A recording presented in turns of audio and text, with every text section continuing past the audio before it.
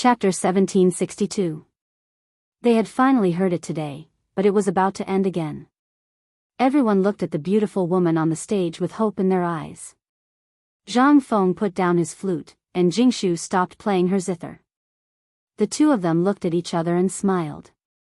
Zhang Feng returned to the center of the court and picked up the microphone. Everyone, the opening ceremony is over.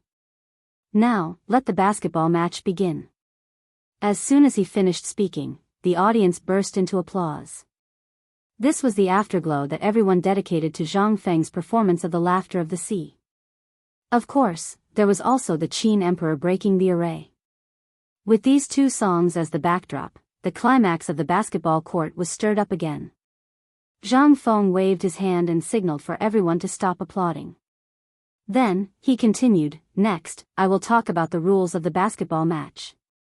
As there are too many participants, each team will only have 3 matches. Out of the 3 matches, civil officials will fight civil officials, and generals will fight generals. Now, all the basketball teams, please get ready. The first match will be between the imperial scribe and the commandant."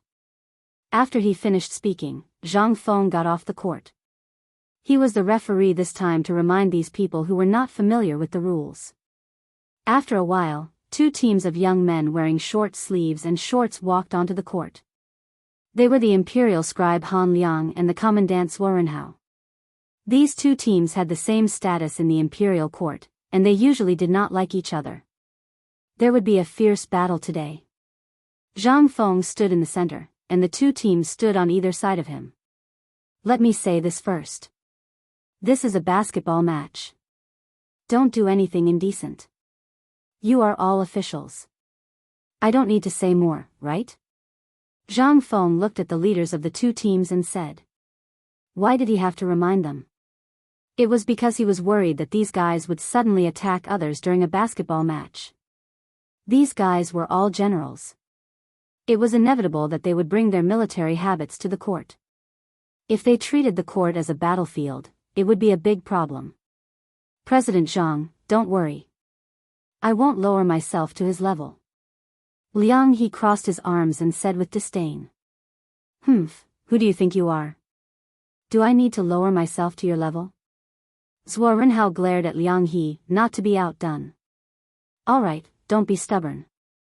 The basketball match is more important. Zhang Feng waved his hand impatiently, signaling the 2 to get ready. After that, he tossed the basketball in his hand high into the air and turned around to stand at the edge of the court. Liang He and Zhuo Renhao jumped up high at the same time. The 2 of them were about the same height. However, Liang He's skills were better, and he managed to get the ball into his team's hands. When Na Qing thought of this, Zhuo Zihao immediately lost his cool and wanted to turn around to snatch the ball. Liang He had sharp eyes and tripped Zhuo Zihao, causing him to fall to the ground. You motherf *, dare to throw Lao Tzu. Zhuo Zihao crawled on the ground, glaring at Liang He with bloodshot eyes. That's your own bad luck. It's not Lao Tzu's fault. Liang He sneered. After saying that, he turned around and ran to the basket. He jumped high and shot a backhand shot. Zhuo Zihao wanted to cry but had no tears. He stood up and went to find Zhang Feng.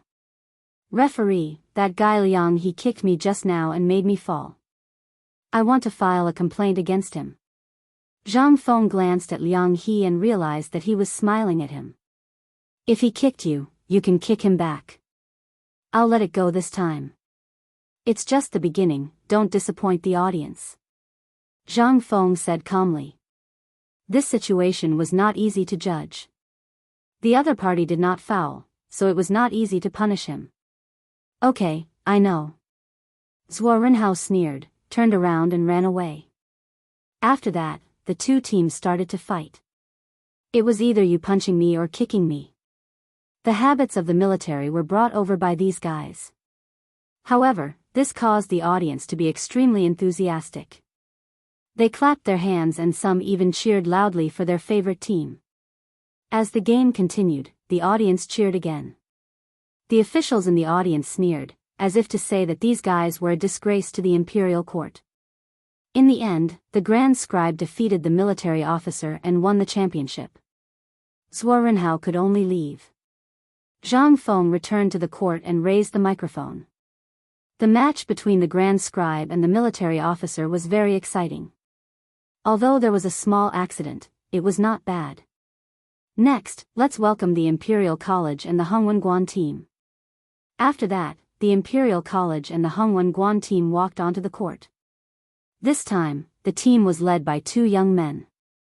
Lu Hongwen and Ouyang Kai were too old and could not withstand such high-intensity exercise.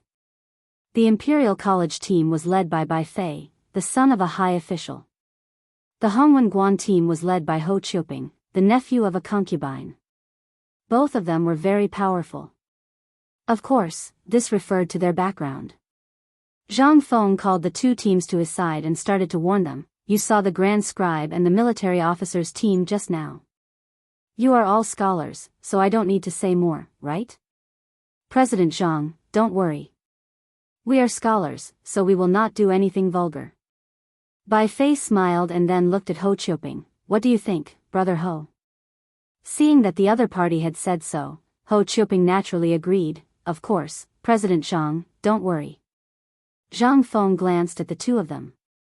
Although the two of them were on good terms, he kept getting the feeling that these two fellows were restless. They would definitely cause some trouble. Chapter 1763. He didn't know if it was an illusion, but he decided to wait on the sidelines. After all, a scholar was no less ruthless than a general. The basketball was thrown up high, and Bai Fei took the lead to catch it with his height advantage. Ho Qiuping was also defending. The two teams played in a very orderly manner, with one attacking and one defending. Zhang Feng also felt that he was overthinking, so he let down his guard and prepared to drink a bowl of fermented glutinous rice. However, before he could drink it, he heard a loud shout.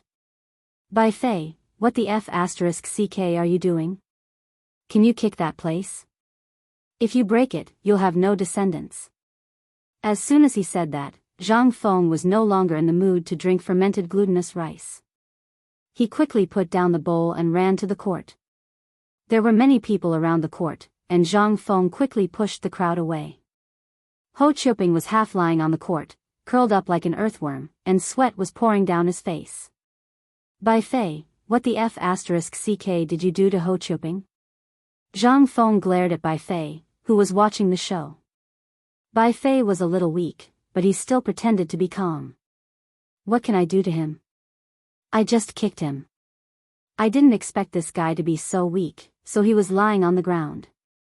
Zhang Feng didn't want to talk nonsense with this guy.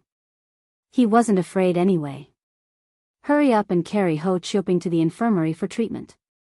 After that, Zhang Feng looked at Bai Fei and said sternly, if anything happens to Ho Qiuping, you don't have to participate in this game.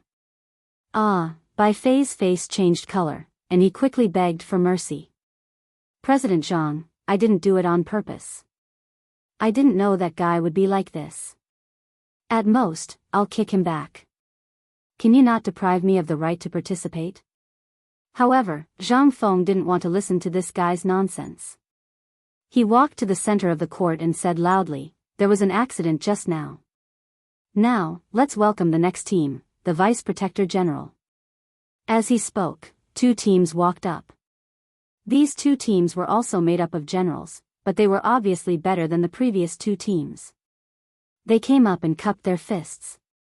This made Zhang Feng feel a lot more at ease. At the very least, these guys wouldn't be in the same situation as the previous two teams. However, for the sake of safety, after Zhang Feng threw the ball to the other side, he stood not far away and watched. If anything happened, he could immediately go on stage. Fortunately, the two teams had been playing in a civilized manner and no accidents had happened. They were all soldiers and had great strength. A casual slam dunk would cause the audience to cheer. And these shouts were like catalysts, making the valiant players keep running on the field. In the end, the Protector team won the competition. The attendants even cupped their fists politely to each other. It had to be said that the quality of each team could not be lumped together. Zhang Feng walked onto the stage with satisfaction and raised the microphone again. The first half of the competition has ended. Now is the halftime break. Please enjoy my cotton-padded clothes show. As soon as he finished speaking, the audience was dumbfounded. They knew about cotton-padded clothes, but what was a cotton-padded clothes show? He had never heard of it before. Everyone looked at Zhang Feng with puzzled eyes, unable to understand. Zhang Feng didn't say anything. He just smiled faintly and waved to the audience. A moment later, dozens of students in bright red cotton-padded clothes stood on the stage. There were both men and women. They stood on the basketball court and walked back and forth one by one, stroking their cotton-padded clothes from time to time. Everyone's eyes lit up instantly. This was a visual feast. For these people, cotton-padded clothes were priceless treasures. They usually couldn't bear to wear them. Naching thought that President Zhang would arrange for these cotton-padded clothes to be displayed today. Today's game was so worth watching. Not only was there the music of the King of Qin breaking the formation, but there was also the laughter of the sea and the cotton-padded clothes show. The officials cheered even more. They were used to watching singing and dancing. Suddenly watching a cotton-padded clothes show made them feel refreshed. Seeing that everyone was happy, Zhang Feng hurried off the stage and went to the academy's cafeteria. He had been informed that during the halftime break, the cafeteria would provide free food. "Boss, give me 2 steamed buns and a bowl of mutton soup." Zhang Feng yelled at the cafeteria boss. The boss really wanted to curse out loud. "Motherf asterisk cur, who is disturbing me from watching the cotton-padded clothes show?" In the end, when he saw that it was Zhang Feng, he hurriedly ran over with a smile on his face. "Yo, it's Principal Zhang. Why have you graced our shop with your presence today? What would you like to eat? It's my treat." The boss patted his chest and said each word with a resounding voice. Zhang Feng smiled. He didn't hear what the boss said and was only watching the cotton-padded clothes show. "You don't have to treat. Just give me 2 steamed buns and a bowl of mutton soup." "Alright, please go ahead." The boss ran away happily. While they were talking, the boss served the steamed buns and mutton soup. There was also a portion of braised mutton. "President Zhang, you can eat here first. Call me if you need anything. This portion of braised mutton is for you. It's free." After saying that, the boss ran to the front to watch the cotton-padded clothes show without waiting for Zhang Feng's reply.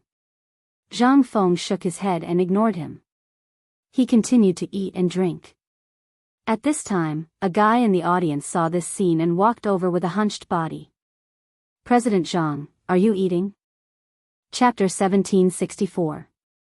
With a steamed bun in his mouth, Zhang Feng turned around and saw that it was Lu Hongwen from the Imperial College. Damn it, Lao Tzu was eating. Why was this old fellow here? Could it be that he wanted to freeload? Even though he was cursing this fellow in his heart, he still had to agree. "So it's Chancellor Lu. Please take a seat here. May I know why you're looking for me?" Lu Hongwen stroked his beard and smiled so much that the creases on his face could be seen. President Zhang first performed the Qin Emperor breaking through the battle array, then played the laughter of the vast sea, and then made a cotton-padded clothes show. You really opened old man's eyes. Zhang Feng was stunned on the spot. This fellow couldn't be flattering him, right? But he quickly denied this answer. Because Lu Hongwen didn't answer directly. There must be something important. "Chancellor Lu, if you have something to say, just say it directly. There's no need to beat around the bush." Zhang Feng was a little impatient. He hated this kind of person the most, especially literati. They had to beat around the bush 3 times before they were willing to say what was in their heart. It was better to just say it directly. President Zhang is really a straightforward person. Then old man will just say it directly. One word, business. Lu Hongwen laughed and then said seriously, "President Zhang, old man wants to work with you. You see, with old man's fame and status, plus your strength and wisdom, once we work together, we'll make a lot of money." Work together? Business? Zhang Feng was a little dumbfounded. He was eating here and suddenly came over to say that he wanted to work with him. Why didn't he let him be mentally prepared? He let out a long sigh. Just as he was about to speak, a voice came from behind him. Chancellor Liu, please slow down your business. I have something to discuss with President Zhang. The voice sounded familiar. Zhang Feng turned around in confusion. It was Lao Li. At this moment, Zhang Feng really felt that Lao Li was a living bodhisattva. Just when he didn't know how to deal with this old man, he came. This was his savior. He even wanted to give Lao Li a hug. Lao Li, you came at the right time. Come, take a seat. Zhang Feng quickly got up and gave his seat to Lao Li. He sat on the other side. Now that Lao Li is here, I have a way to deal with Lu Hongwen. With Lao Li by my side, I have a way to deal with him. On the other hand, Lu Hongwen's face was a little ugly, like a frosted eggplant. He knew Li Shimon's identity, so he hurriedly bid farewell and left. Feng Zi, you can't simply cooperate with others, especially such an old man. Li Shimon reminded Zhang Feng, afraid that the other party would go the wrong way. In fact, he had already seen Lu Hongwen just now, so he came down from the audience seat. He had heard the conversation between the two of them clearly. Actually, there are also benefits to cooperating with him. We can take the opportunity to attack the 5 surnames and 7 hopes and the Guanlong clan. Zhang Feng smiled, picked up the steamed bun and gnawed on it again. As soon as these words came out, Li Shimon was instantly energized.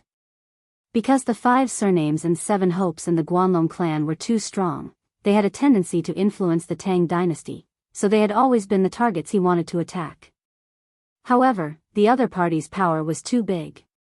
They had branches all over the country. It would be extremely difficult to destroy them. Now Feng Zi said that he could attack them. How could this not make him happy? Feng Zi, what did you mean just now? Li Shimon hurriedly asked. Zhang Feng smiled and did not answer. Instead, he said to the boss beside him, Boss, give me another bowl of mutton soup. Just now, he had been chatting with the old guy Lu Hongwen, so the mutton soup was cold. When the boss heard that it was President Zhang, he moved quickly and quickly changed a bowl of hot soup for Zhang Feng. Zhang Feng took a sip of the mutton soup, then looked at Li Shimon and said slowly, Let me ask you, what do the 5 surnames and 7 hopes and the Guanlong clan rely on? In other words, why are they so powerful? Li Shimon frowned slightly. After thinking for a while, he blurted out, Scholars, money. That's right. After Zhang Feng had eaten his fill, he took out a cigarette from his waist and put it in his mouth. Most of the scholars in the world come from the 5 surnames, 7 hopes and 7 hopes, and the officials chosen by the imperial court must be knowledgeable people. Therefore, most of the officials in the imperial court are people from the 5 surnames, 7 hopes and 7 hopes. These students from the clans who are officials in the imperial court also recommend students from their own clans. This is why the 5 surnames, 7 hopes and 7 hopes occupy the imperial court. After saying that, he took out a lighter, lit the cigarette, and took a deep breath. Then, he took out a cigarette and handed it to Li Shimon. However, Li Shimon was not in the mood to take the cigarette. He frowned and thought about Zhang Feng's words. Zhang Feng was right. In the past, 60 to 70% of the officials in the imperial court were people from the 5 surnames, 7 hopes and 7 hopes and 7 hopes. Why did officials have to be knowledgeable people? Books were so expensive that poor people could not afford them at all. Only people from the clans could afford them. This caused the officials in the imperial court to be people from the clans. This was something that could not be helped. The imperial court could not use illiterate men. However, in recent years, the number of officials from the clans in the imperial court had decreased. He knew that this was because of Zhang Feng. After graduating from White Deer College, one could enter the imperial court and become an official. Chapter 1765. White Deer College had very few people from the clans. Even if there were, they were in the minority. There aren't that many officials from the clans in the court now. It's all thanks to you. Li Shimin took the cigarette from Zhang Feng and said with a smile. This isn't enough. The clans have a deep foundation. This alone is unshakable. Zhang Feng took a deep breath and looked at Li Shimin. The scholars can be suppressed for now. The most important thing is the wealth of the clans. Most of their wealth comes from their own businesses. From what I know, these clans have businesses such as silk, clothes, wine, restaurants, brothels, and so on. Therefore, I've decided to unite all the businessmen in the world to fight against the clans. Fight? Li Shimin took a deep breath and said subconsciously, isn't this a bit difficult? The clans were good at doing business, which was why they were able to win over so many clans. They had people all over the world. It was unrealistic to use business to defeat them. Zhang Feng sighed. I know this method is difficult, but other than this, there's no other way to fight against the clans. You know their strength. Even the emperor has to be wary of them. As his voice fell, Li Shimin was stunned. That's right, even he felt that the strength of the clans was terrifying. Back then, when he led the army to quell the rebellion, there was no food in the army. He even borrowed food from the clans. Later on, when he ascended the throne, most of the people in the court were from the clans. Any big decision had to go through these people. Although a portion of these people had been eliminated, there were still some left in the court. That's right. Even the emperor has to be wary of the strength of the 5 surnames, 7 hopes and clans. However, I believe you can do it. Li Shimin gave Zhang Feng a look of trust. Of course I can do it. Do I need you to tell me that? Zhang Feng smiled and took a deep breath. Then, he stood up. Let's go. The cotton-padded clothes show is about to end. It's your turn to perform in the second half. Li Shimin nodded, stood up, and walked toward the audience. When Zhang Feng returned to the stage, the cotton-padded clothes show had already ended. He picked up the microphone and shouted again, the cotton-padded clothes show is over. The second half has begun. Let us welcome the next team. After that, Qing Yaojin and Yuqi Gong led their team members over. Neither of them was willing to submit to the other. They crossed their arms in front of their chests and glared at each other. Even their teammates had fierce looks on their faces. Old Qing, old you two are familiar with the rules, so I won't say much about them. I just hope that you two play well and don't fight on the court. Zhang Feng glanced at the two of them and said seriously. He knew that the two of them were like old urchins. He was quite old, and his temperament was like that of a child. Don't worry, Big Black, and I won't cause trouble for you. Qing Yaojin was all smiles. As he spoke, he even put his arm around Yuqi Gong's shoulder, causing the latter to look at him with disdain. That's good. Get ready to start. After that, Zhang Feng threw the basketball up high and walked off the court. Although the two of them were usually unreliable, he believed that they would not screw up in a situation like this. Sure enough, the two of them performed well on the court, going back and forth. At the beginning, Qing Yaojin beat Yuqi Gong with a dunk. Although the latter's team members were all soldiers, they were not as slick as Qing Yaojin's team members. They were always taken advantage of. Seeing that his team was at a disadvantage, Yuqi Gong immediately yelled at his team members. Not only was it effective, but they were all soldiers. The blood in their hearts was instantly stimulated, and they slammed Qing Yaojin several times in a row. A moment later, Yuqi Gong won the game with an absolute advantage. However, Qing Yaojin seemed to be a little unconvinced. As soon as he got off the court, he asked Yuqi Gong to play another game after the game. Zhang Feng did not care so much about them. He directly walked onto the court and raised the microphone. Let's welcome the next team. The team that walked onto the court was Li Shimin's army of women. The other team was a team of wealthy businessmen from Chang'an City. There was no other way. The officials of the imperial court did not dare to play against Li Shimin's army of women. If they won, it would be disrespectful to the emperor. If they lost, they had to lose in a dignified manner. It was too difficult. At this moment, a wealthy businessman from Chang'an City stood up. This made the officials very happy, and they immediately pushed the businessman up. Zhang Feng glanced at the two teams and said slowly, "The game comes first, friendship comes second." Lao Li's team was made up of women. Naturally, he had to tell the other side first. It was to avoid unnecessary trouble. After that, he threw the basketball up and stood on the sidelines, paying close attention to every movement on the court. Although the army of women led by Xiao Zi was all women, they were not weak at all. They got a rebound on the court. In the end, the wealthy businessman's team basically did not touch the ball except for offense and defense. The entire court was dominated by the army of women. This scene caused Li Shimin, who was in the audience, to repeatedly praise. The result was without a doubt.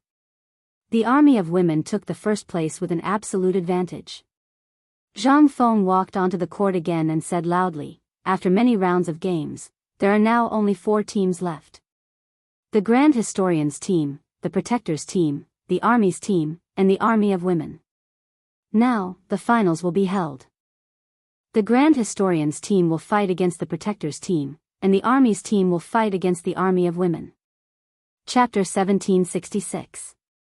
As soon as he finished speaking, the Grand Scribe's team and the Protector's team were already on the court.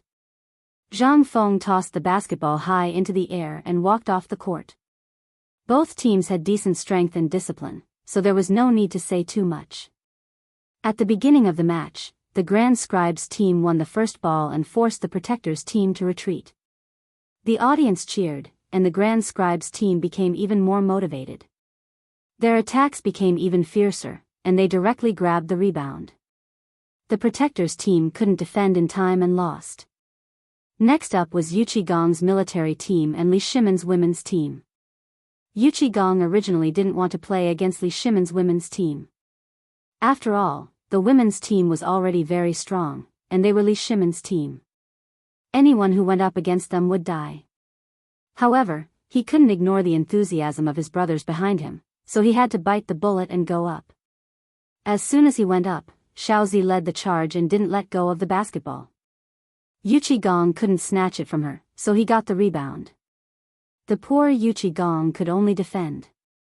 Xiaozi took an inch and wanted a mile. She led the women's team and bombarded them, and they won in less than half an hour. At this moment, only the Grand Scribe's team and the women's team were left. The champion would be decided between them. The Grand Scribe was the same as Yuqigong. He knew that this was the Emperor's team, so he didn't dare to fight them head-on. He just wanted to make sure that he didn't lose too badly. After all, he still had many brothers behind him. On the court, Xiaozi led the women's team to attack again. The Grand Scribe's team was clearly inferior to Yuqigong's team.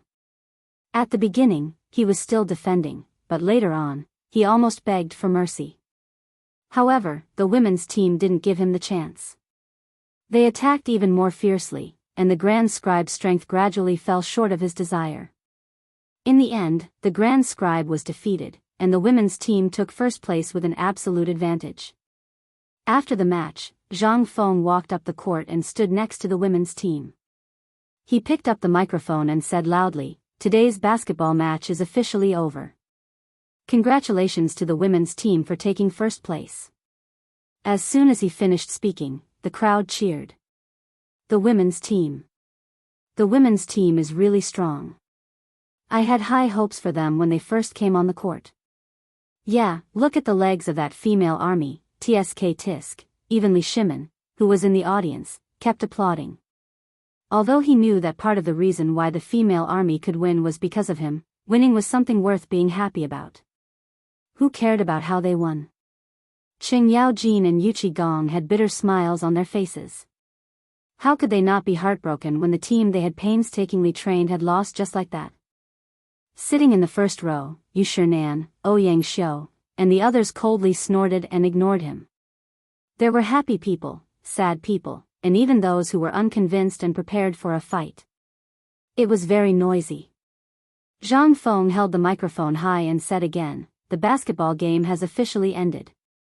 The Academy's canteen has prepared free food for everyone.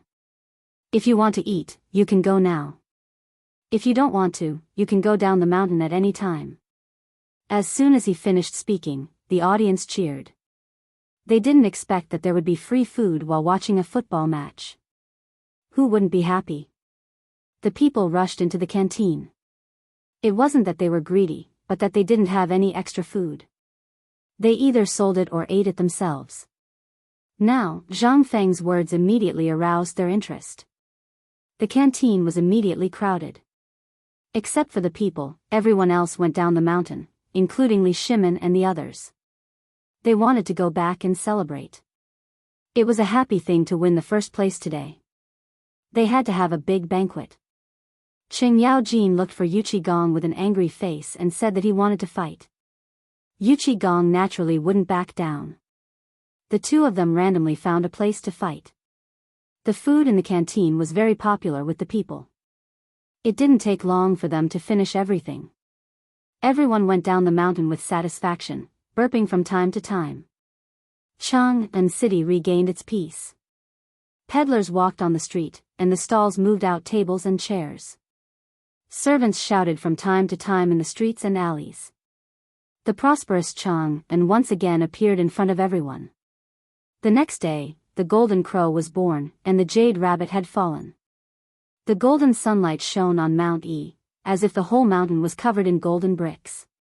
The sounds of students reading aloud rang out from the White Deer Institute. This was their morning lesson, and also the time when they were the most serious. The old scholar stood on the podium, and from time to time, he would say something. On the basketball court, a few scantily dressed students were chasing each other. Suddenly, a loud shout came from not far away. The students quickly turned around and saw that someone was staring at them. They quickly threw down the basketball and ran to the classroom. There were always a few mischievous students in the college who would risk punishment to do what they liked. The basketball students were one of them. The last dormitory in the college was Zhang Feng's residence. He had just woken up. Zhang Feng yawned and drowsily washed his face with the water that the student brought over. Then, he picked up a cigarette from the bedside and lit it. He took a deep puff and said, this feels so good. He walked to the classroom with his hands behind his back. He checked his homework.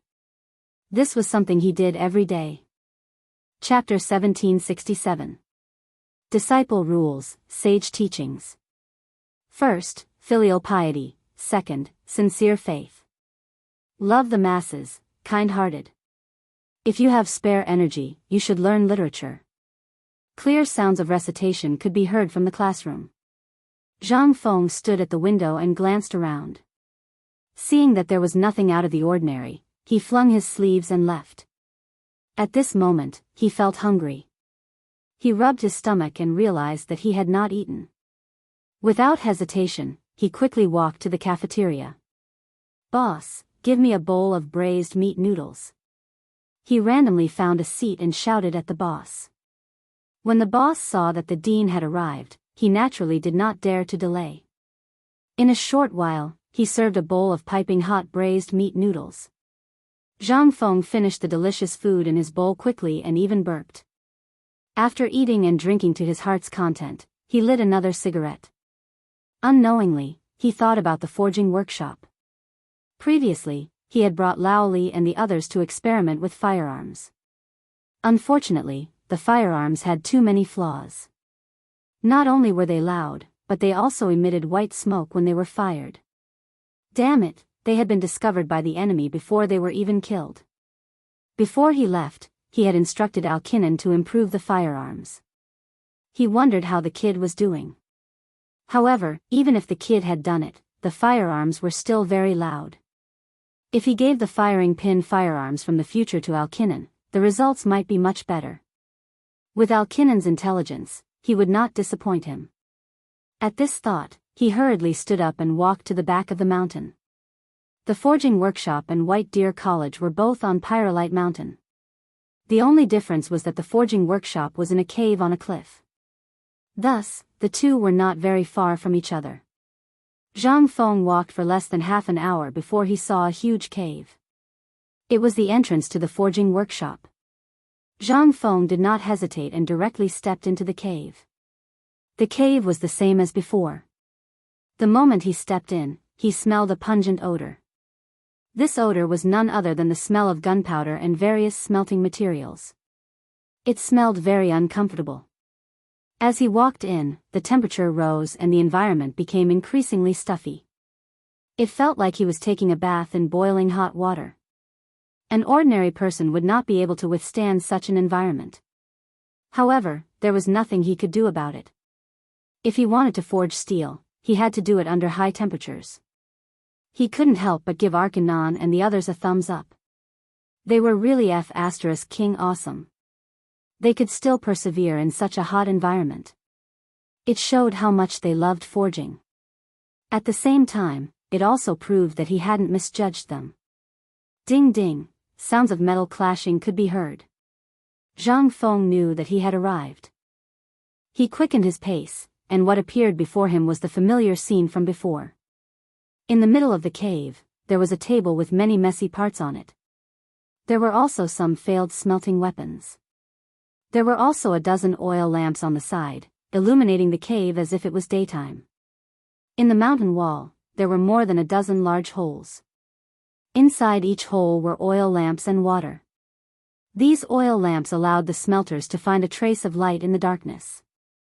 Not far away, there was a huge furnace.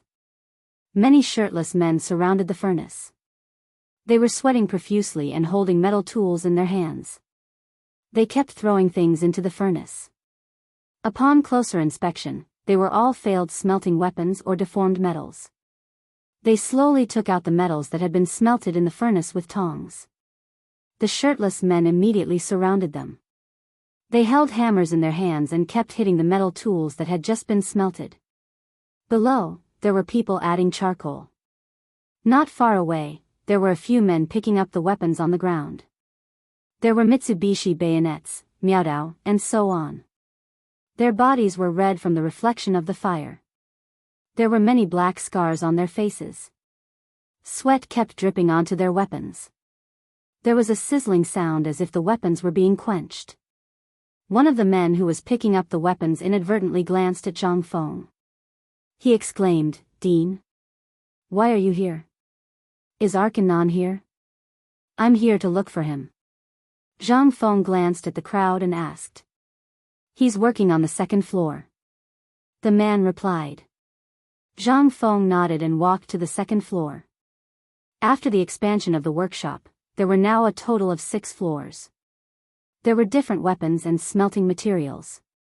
On the second floor, Zhang Feng had just walked to the entrance of the cave when he saw Arkanon holding a gun. He was thinking about something. There were many people around him. "Arkanon, how's the modification of the gun coming along?"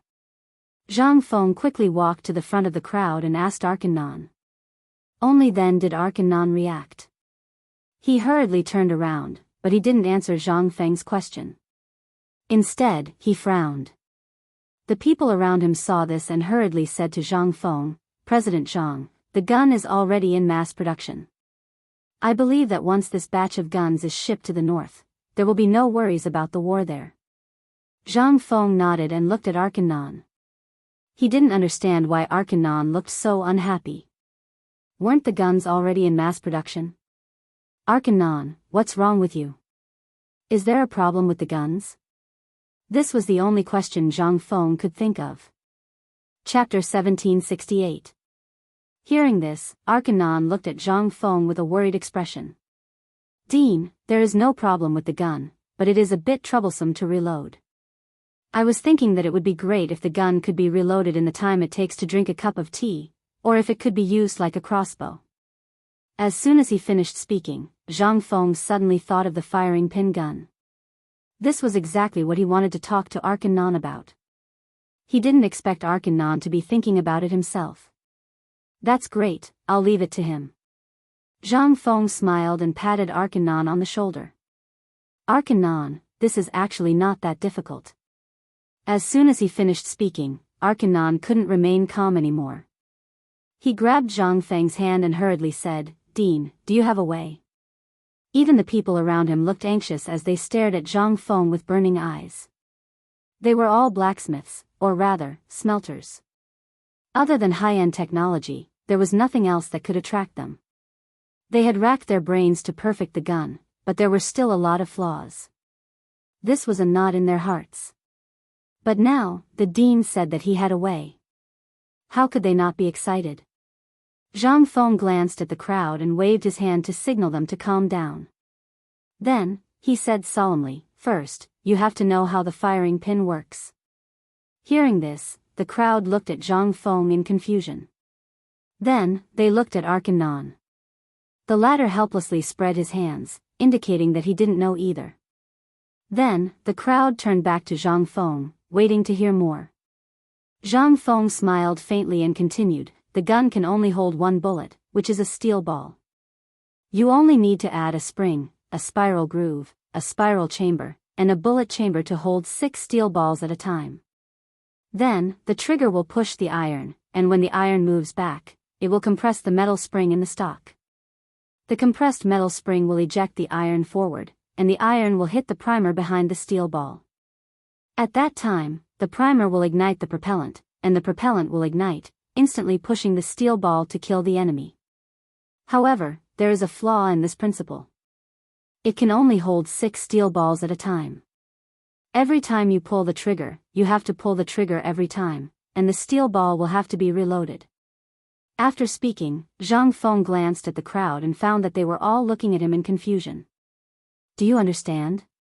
Zhang Feng asked. Arkanon frowned and slowly said, "I understand half of it." "Half is not bad." Zhang Feng nodded and continued, "You just follow my method and perfect it. If there is anything you don't understand, you can come to me at any time." After speaking, Zhang Feng walked to the table next to him, picked up a pen, and wrote down the principle he had just explained for Arkanon. "This is the principle of the firing pin. Look carefully." Zhang Feng handed the paper to Arkanon and turned to leave. Arkanon took the paper and began to admire it. For him, it was simply a treasure. He was a person who was obsessed with technology. With this, he was very confident that he could improve the gun and reach the level that the director had mentioned. Just then, an untimely voice came from beside him. "Arkanon, have you heard? President Zhang is going to Jiangnan." "What?" Arkanon exclaimed. The paper in his hand was no longer fragrant. He looked at the man who had just spoken and hurriedly asked, "Where did you hear that? Why is the director going to Jiangnan?" He knew that Jiangnan was not a good place. There were many clans there, and there were many bandits. Even though Jiangnan was known as the home of talents, how many people knew just how dangerous it was beneath this home of talents? What if President Zhang was killed by the clans in Jiangnan? Those guys would eat people up without spitting out the bones. At this moment, his heart suddenly tightened. He was very worried about Zhang Feng. "This." The man looked at the ferocious Arkanon and stammered, "I don't know." In fact, he really did not know. He had only heard it from a student of the academy. Hearing this, Arkanon furrowed his brows. He had planned to ask the director why he was going to Jiangnan and perhaps persuade him. However, after half a day, he could not say anything. He also wanted to persuade the director directly, but according to the director's temper, he probably would not listen to him. What should he do? Suddenly, an idea appeared in his mind. The director is going to Jiangnan. According to his temper, we can't persuade him. Since this is the case, we have to make something for him to protect himself. Hearing this, the gloomy faces of the crowd suddenly became joyful. There was a burst of exclamations. "That's right. We are indebted to the director. This time, the director is going to Jiangnan. It's time for us to repay his kindness. But how can we make something for him to protect himself? You know, the director doesn't lack anything." Everyone shifted their puzzled gazes back to Alkinon. Arkanon narrowed his eyes and pondered for a moment. He seemed to have thought of something and suddenly said, "I have an idea. We can think of a way to make this gun shorter. It will be easier to hide. This way, the director can protect himself." Chapter 1769. As soon as he finished speaking, everyone was shocked. They stared at him in disbelief. They remembered that the dean had told them about it, but it was just a casual remark. After all, it was a big deal. No one could be sure whether it was true or not. However, when they thought of the fact that the dean was going to Jiangnan and how dangerous it was, they knew that the dean would be in danger without their own people. Immediately, they clenched their fists and expressed their opinions. Arkanon is right. Jiangnan is so dangerous. Do you want the dean to die? Since the dean said so, there must be a chance to shorten the gun. I'll do it. Me too. If I can't repay the dean's kindness, I won't be able to rest in peace. Arkanon nodded with satisfaction. He looked at the crowd and said, in that case, we have to make it before the dean goes to Jiangnan. Only then can we give it to the dean to protect himself. Just then, a shirtless man came forward and asked, Arkanon, should we mass produce it? Maybe it'll be a big profit. Hearing that, Arkanon grabbed the tang knife on the ground and put it against the man's neck. He said fiercely, do you want to die? I'm warning you. Apart from the dean, if you tell anyone about this, I'll chop you off. The man looked away and kept glancing at the tang knife. His forehead was covered in cold sweat and his face was pale. Don't worry. I won't. Hearing that, Arkanon slowly put down the tang knife. Then, he glanced at the crowd and said coldly, think about it. If it weren't for the dean, we wouldn't have had the chance to touch such a magical object. The dean gave us a chance, so we have to have a conscience. We can't bite the hand that feeds us. Anyway, I'll say it again. If anyone dares to tell anyone about this, I'll chop him off first. Hearing this, everyone's body trembled. They were all men. They were all brave. Who didn't understand what Arkanon was saying? Without the dean, they wouldn't have been able to touch such a thing. Today, the dean had told them about the principles, which meant that he didn't treat them as outsiders. If they spread what the dean taught them, they wouldn't be human anymore. Arkanon, Wu Jing, hereby swear that if I speak a single word about what happened today, I will die without a complete corpse. You can come and take my head at any time. A man who called himself Wu Jing knelt on the ground and faced White Deer College. He raised 3 fingers and swore to the heavens. With the first, there would soon be a second. In an instant, everyone in the cave knelt down. They faced White Deer College, raised 3 fingers, and muttered something. I, swear to the heavens that if I reveal a single word of what happened today to anyone, I will be destroyed by the heavens and the earth, and fall into the 18 levels of hell forever. I, Zhu Wei, swear to the heavens today that if I reveal a single word of what happened today to anyone, I will be destroyed by the heavens and the earth, and fall into the 18 levels of hell forever.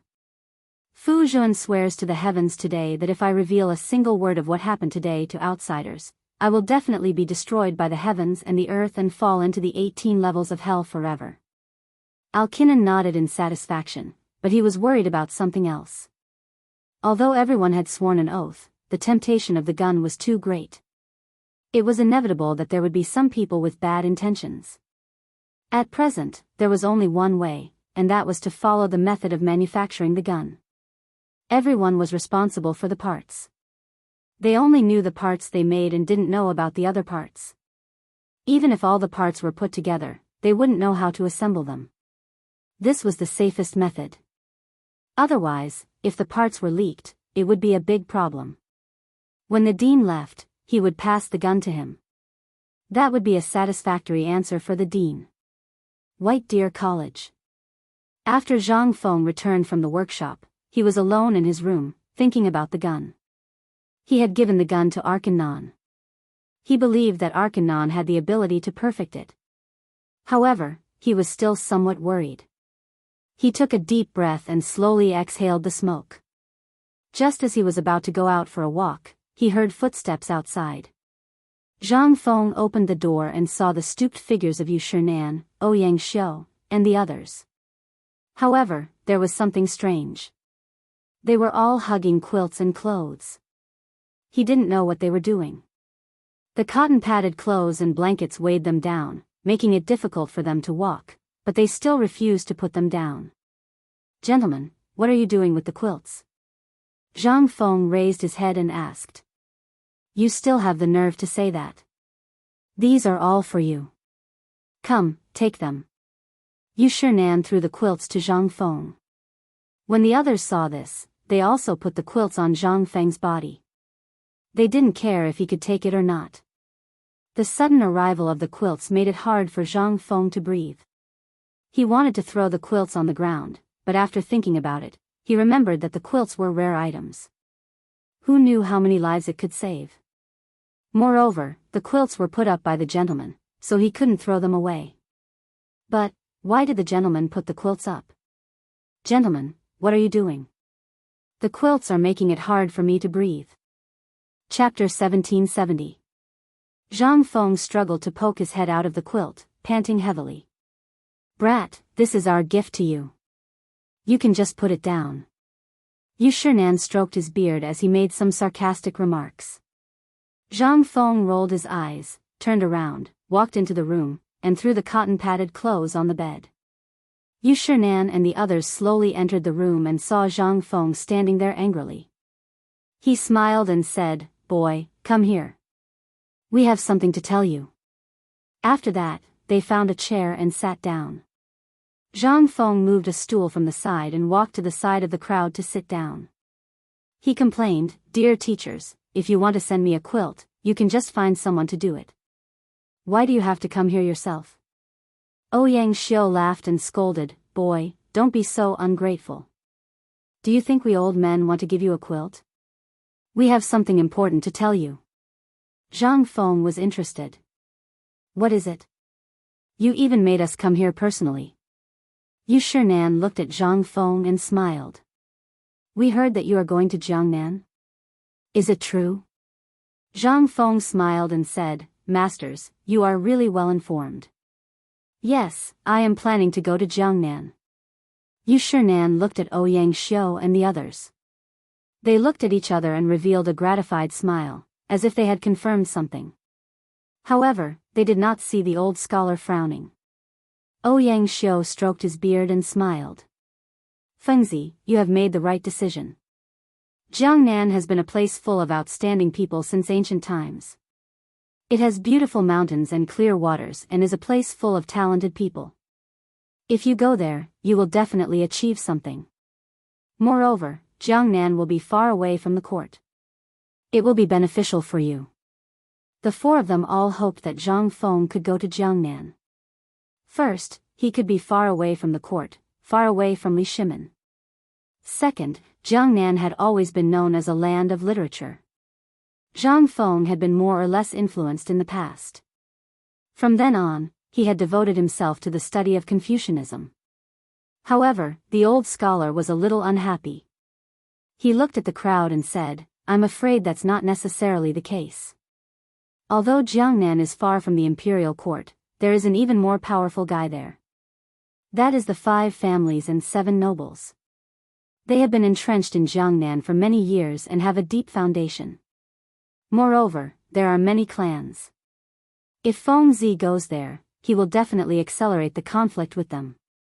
Seeing the two gentlemen arguing, Zhang Feng naturally knew that they were doing this for his own good. He hurriedly advised, "Masters, there is no need to be like this. Since this brat dares to go to Jiangnan, he naturally has full confidence. When the time comes, I will bring guards. Moreover, with my intelligence, I believe that those clans will not dare to do anything to me." "Kid, you're too confident." The old scholar snorted, his face full of worry. "Do you know how powerful the 5 families and 7 nobles are? How dare you boast so shamelessly?" Then, without waiting for the others to speak, he continued, "The earliest clans in Jiangnan can be traced back to the Zhou dynasty. Back then, the sons of the Zhou dynasty's Emperor Tai Bo and Zhongyong brought their relatives and settled in Jiangnan. They brought with them the most advanced farming techniques of the Central Plains. Later, Jiangnan slowly grew stronger and began to develop cloth, silk, tea, and so on. Slowly, the clans rose. Since ancient times, there have been countless wars. After so many dynasties, the clan's power has not been affected. What do you think? He was born in Jiangnan and lived in Jiangnan. He had dealt with many of the clans in Jiangnan and deeply understood how terrifying they were. Mr. Zihuai, you're worrying too much. Yu Shinan added. He looked at the old scholar and said, there are indeed many clans in Jiangnan. However, not all of them are hostile to Fengzi. You should know that not all clans are unpardonable. Moreover, Jiangnan is a famous country of culture and the home of talents. It is often a place where famous writers and scholars gather. There are also many famous scholars who serve as officials. Fengzi will only benefit from going there. Chu Suiliang and the others nodded. Except for Xueji, the other three were all from Jiangnan. Naturally, they had deep feelings for Jiangnan. The old scholar shook his head. That's not right. Jiangnan is full of the 5 families and 7 nobles. Among them, the Cus, the Lu, the Li, and so on are the most powerful clans in the world. They control Jiangnan all year round and will not allow outsiders to interfere. These kids all know what the teachers said. Zhang Feng continued, however, I've still decided to go to Jiangnan. For him, this trip to Jiangnan was imperative. Not only did he want to open the maritime Silk Road and make perfume, but more importantly, it was because of you, Yu Shinan and the others nodded thoughtfully. They knew that if Fengzi went to Jiangnan, Li Shimin would not leave him alone. With his ability, he could definitely ensure Fengzi's safety. Yu Shinan said with a smile, Mr. Zihuai, you don't have to worry so much. If Fengzi goes to Jiangnan, there is still Lao Li. The old scholar was startled. Indeed, if Fengzi went to Jiangnan, those people would not leave him alone. With them, Fengzi would not be in danger. However, in this way, Fengzi would be entangled with them again. This was the last thing he wanted to see. Chapter 1771. Just as he was about to dissuade him, there was a rush of footsteps outside the door. Then, Qing Chimo, Gao Can, Shiva, and the others walked in. Fengzi, we heard you talking about Jiangnan just now outside the door. What's wrong? What happened in Jiangnan?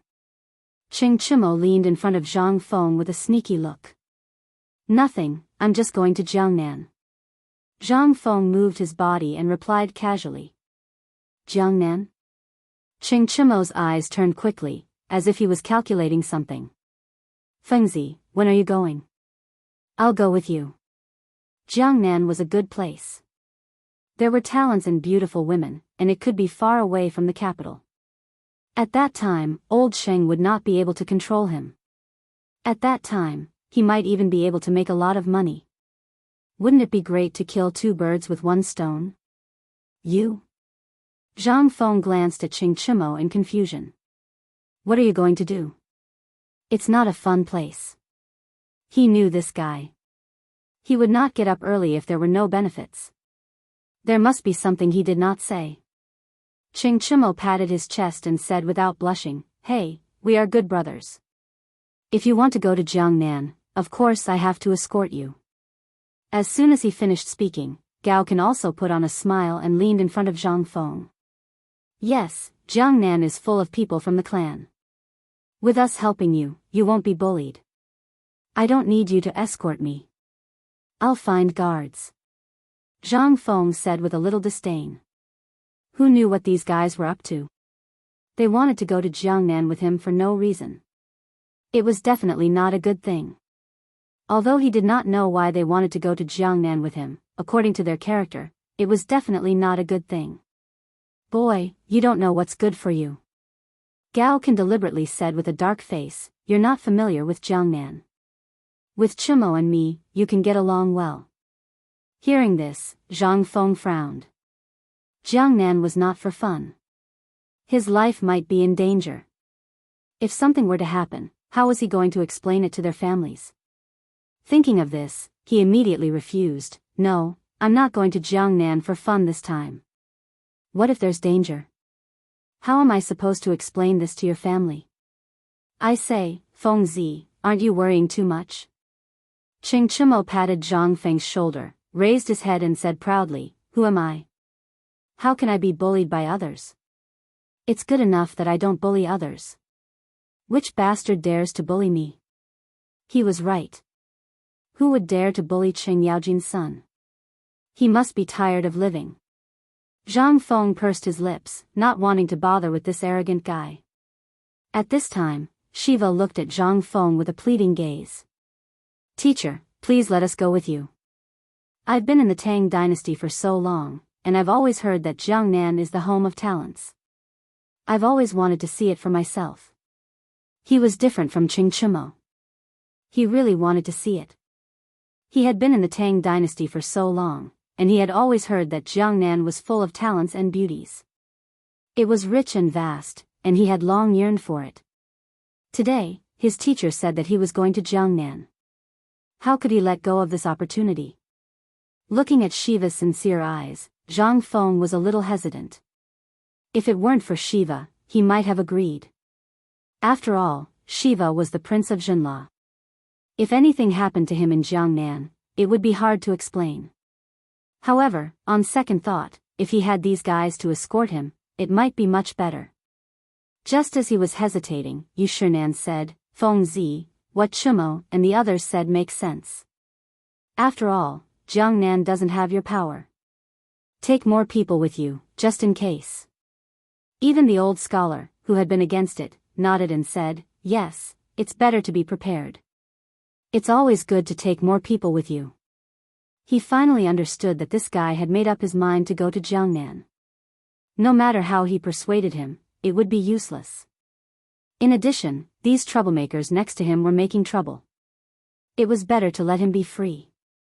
Hearing this, Zhang Feng nodded and agreed, all right then, but you have to listen to me when the time comes. He still had to give face to these gentlemen. In addition, it was not a bad thing to take these guys with him, so he took them with him. However, Ching Chumo, like Lao Tzu, was a restless master. Everything had to be said in advance.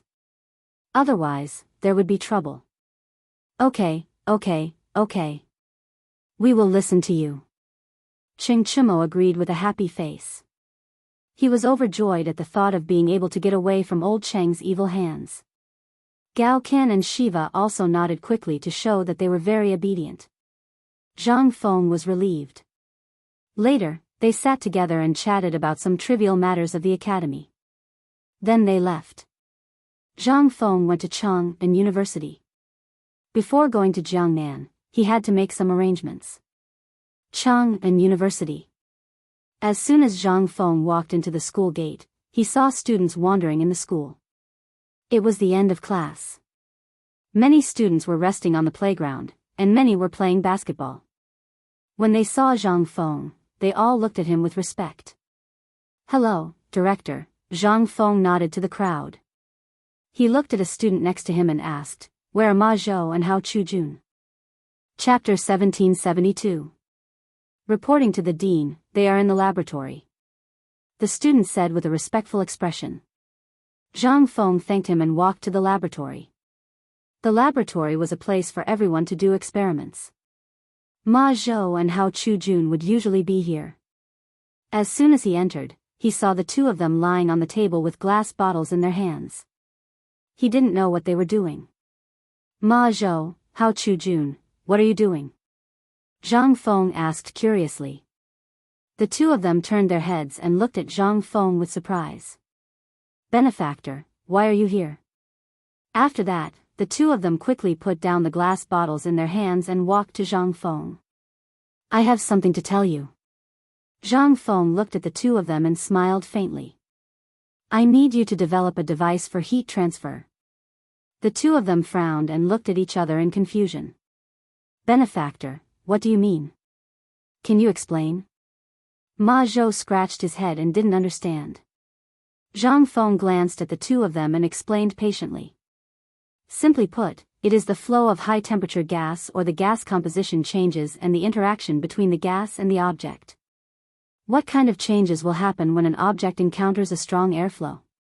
For example, why can a kite fly in the sky? It is affected by the airflow. Now I need you to make a device to transfer the heat to the other side. This, Ma Zhou and Hao Chujun were even more confused after hearing this. Zhang Feng didn't blame the two of them.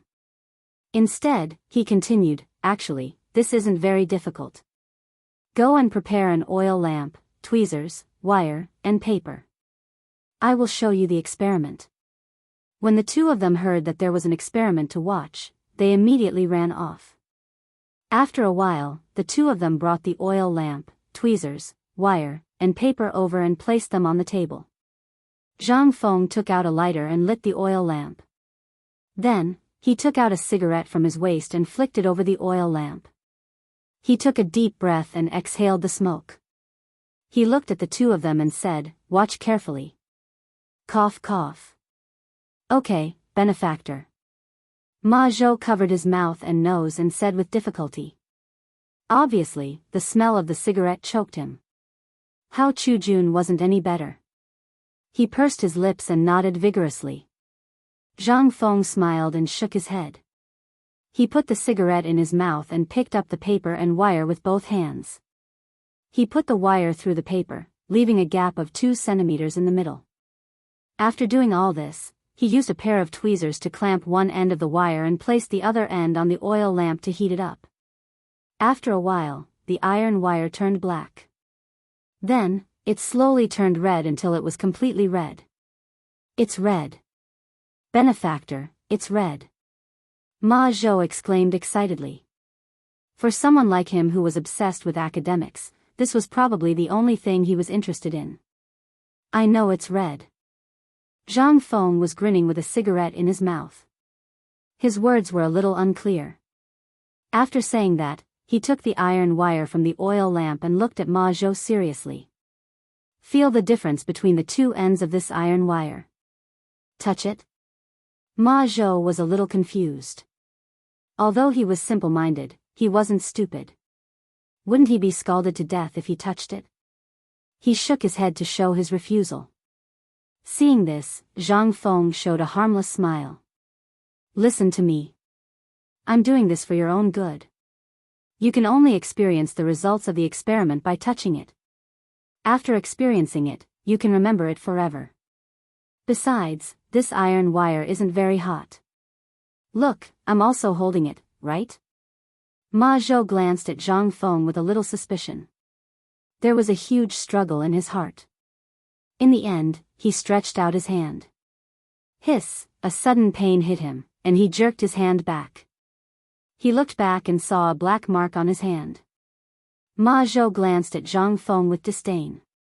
What happened to not being hot? It was all a lie. Who would believe you? Zhang Feng didn't know these thoughts. He handed the iron wire to Hao Chujun. Do you want to touch it? Hao Chujun quickly waved his hand and took 2 steps back. I'll pass. Ma Zhou will remember the results of the experiment. Zhang Feng nodded with a faint smile and looked at Ma Zhou. Ma Zhou, in fact, I'm helping you. You see, in the future, when you see the scar on your hand, you will think of this experiment. Now, tell me how you feel about this experiment. Help me? Ma Zhou rolled his eyes. However, on second thought, it seemed that there was nothing wrong. It was also a good thing that he could remember this experiment forever. He touched his hot hand, endured the pain, and said seriously, Benefactor, I don't feel anything. I'm curious about one thing. Why don't you feel hot, but I feel hot?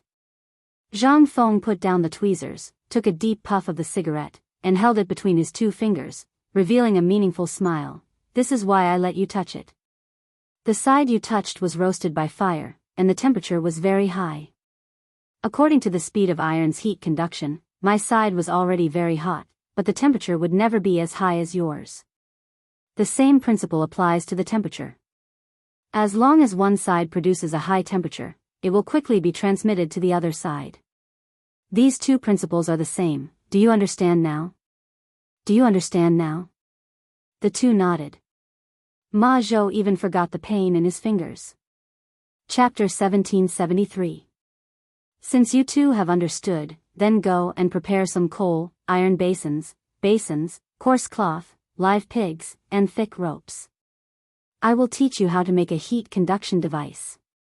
When you are ready, wait for me at the sports ground. Zhang Feng smiled with satisfaction and waved to the two. When he was about to turn and walk to the sports ground, he suddenly thought of something and turned to look at the two. By the way, the pig must be more than 100 pounds, or else it won't work. After that, he turned and walked to the sports ground. Live pigs? More than 100 pounds? Ma Zhou and Hao Chu-jun were confused. They could understand other things, but what was with a live pig? Could it be that their benefactor wanted to eat pork? Then he didn't need to kill the pig on the sports ground. Although they didn't know what their benefactor wanted to do, they always thought that their benefactor was right. Their benefactor asked them to touch the iron wire for their own good. Hao Chu-jun didn't have the good fortune to remember this experiment forever. Ma Zhou glanced at Hao Chu-jun, and then went to prepare the materials. Hao Chu-jun was like a monk. He didn't know what was going on, but he also went to prepare. After a while, the two came to the sports ground with the live pig. This scene attracted the attention of a group of students. They frowned and looked at them with puzzled expressions. They were just short of saying that they were a disgrace to the educated. Benefactor, we have brought the materials. And this live pig, how do you want to kill it? Ma Zhou put the rope and other things on the ground and looked at Zhang Feng, panting. How to kill it? Zhang Feng curled his lips. So these two guys thought that he wanted to eat pork? Who said we want to kill it? Tie the pig up. We will use it for the experiment later. He rolled his eyes at the two of them. The two of them heard the dissatisfaction in Zhang Feng's tone. They quickly pulled the pig and tied it up. You two put the coal into the iron basin, then ignite it and tie the rope. Zhang Feng glanced at the two of them and said with a smile. The two of them didn't suspect anything and quickly followed Zhang Feng's instructions. Ma Zhou had experience in burning coal before, so he did it quickly and ignited the fire in a moment. Benefactor, the fire has been lit. What should we do now? Ma Zhou squatted on the ground and looked up at Zhang Feng. Now, hold up the cloth and place it above the brazier. Then, hang the pig under the brazier and see if the cloth can rise. Zhang Feng looked up at the sky, a little worried. In fact, this was the only way he could think of right now. Without any other materials, he could only use coarse cloth and hemp rope as a substitute. Ma Zhou nodded his head and hurriedly tied the pig under the brazier. The coarse cloth had also been tied. Now, he was waiting for his benefactor to tell him to fly. The two of them held on to the rope, trying not to let it get burned by the fire. Unfortunately, the coarse cloth didn't move at all. It didn't even move. If it weren't for the two of them supporting it, it would have been burned away long ago. Benefactor, when can this coarse cloth fly? Ma Zhou held onto the rope and looked at Zhang Feng. He couldn't hold it in any longer. Ever since they had brought the pig over, many students had come over to watch. Now, more and more students had come over. Their gazes were as if they were looking at monkeys. Wait here. Zhang Feng took out a cigarette from his waist and then looked up at the sky. In fact, he had no idea when this thing would be able to rise. It was just that there was no ball bag, hanging basket, heating device, or strengthened nylon. Otherwise, it could fly at any time. The three of them waited in the playground. After about half an hour, the students slowly dispersed. Benefactor, I can't hold on any longer. Ma Zhou's face was constipated. He couldn't hold on any longer. His arms were already sore. Wait a little longer. It will be done soon. Zhang Feng said impatiently. As soon as his voice fell, a gust of cold wind came. He was delighted. Once the wind blew, the hot air balloon would float easily. Hold up the coarse cloth, quick. Zhang Feng looked back at the two of them and said in surprise. Oh. Ma Zhou quickly called Hao Chu-jun. Each of them pulled a corner and held up the coarse cloth. At this moment, a strong wind blew and directly lifted the coarse cloth. The hot air balloon began to float in the air.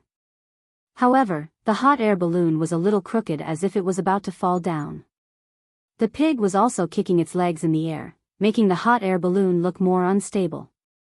However, this did not affect Ma Zhou's curiosity. He ran to Zhang Feng's side and exclaimed happily like a child. "It's flying, benefactor, it's flying." Zhang Feng took a deep puff of his cigarette and nodded, putting on the look of an elder. "See, this is a piece of cake. You can make it in the future." As soon as he finished speaking, the hot air balloon fell to the ground with a bang. Even the pig let out a scream and fainted. How did it fall? Zhang Feng looked at the fallen hot air balloon and was a little confused.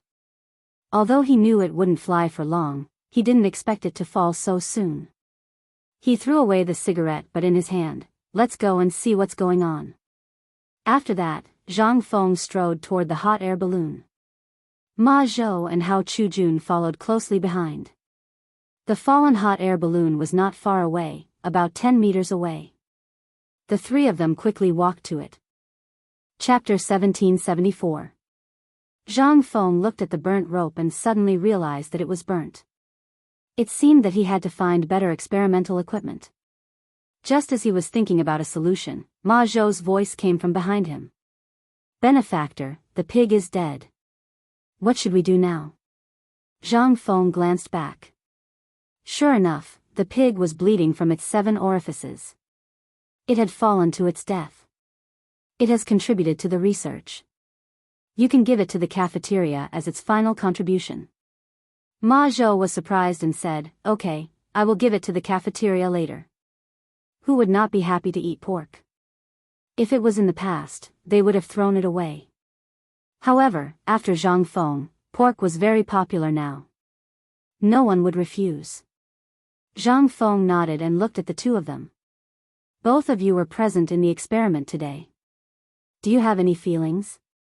Or do you have any questions? Tell me now. I will go back to the academy later." "Benefactor, I understand the experiment just now. It is to use the wind to blow this coarse cloth into the sky. However, this coarse cloth will not last long. Is there any other way?" Ma Zhou scratched his head and expressed his doubts. "If there is a way, why would I take you to do the experiment? I did it myself." Zhang Feng rolled his eyes at Ma Zhou and said snappily, "The reason why I'm taking you to do this experiment is that I hope you can find a better way or find something to replace this coarse cloth.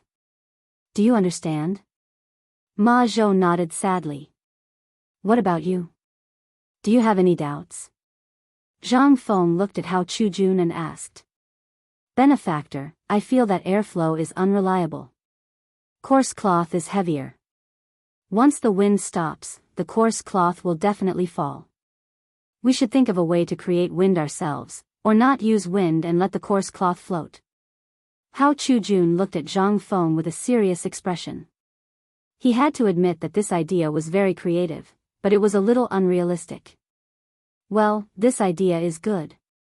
I will leave this to you too." Zhang Feng nodded with a proud smile on his face.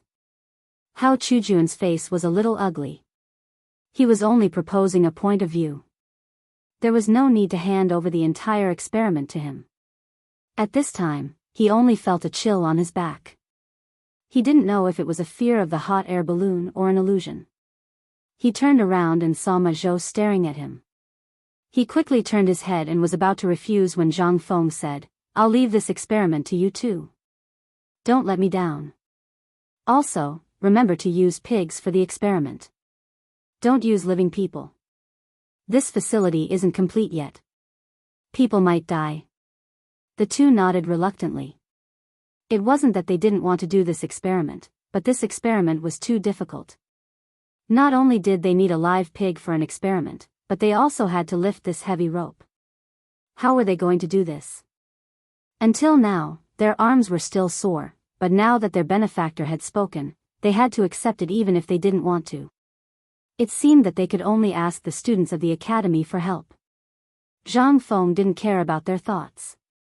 He waved his hand casually, "You two pack up and deal with this pig. Find a chance to continue the experiment. I have something to do, so I'll leave first." After that, he left without looking back, leaving the two helpless people behind. How do we do this? My arms are still sore. Ma Zhou looked at Hao Chujun and shook his arms. I'm sore too. Hao Chujun was a little dissatisfied. It's all your fault. If it weren't for you, how could our benefactor leave such a huge experiment to us? How long do we have to do this damn experiment? Ma Zhou pinched his sore arms and complained. How can you blame me? It's obvious that our benefactor wants to leave the experiment to us. It's useless to refuse. Hao Chujun rolled his eyes at Ma Zhou. He was also lazy just now and his arms were sore. Find someone to move it. I can't move it anyway. Ma Zhou curled his lips and turned to leave. In fact, he had already seen that his benefactor wanted to leave the experiment to him. He couldn't refuse even if he wanted to. Now he could only concentrate on the experiment. The two left one after another. In less than a moment, a large group of students came over. They were all called by Ma Zhou and Hao Chujun to move the equipment. Their arms were sore and they could only do manual labor. What's this? You don't understand.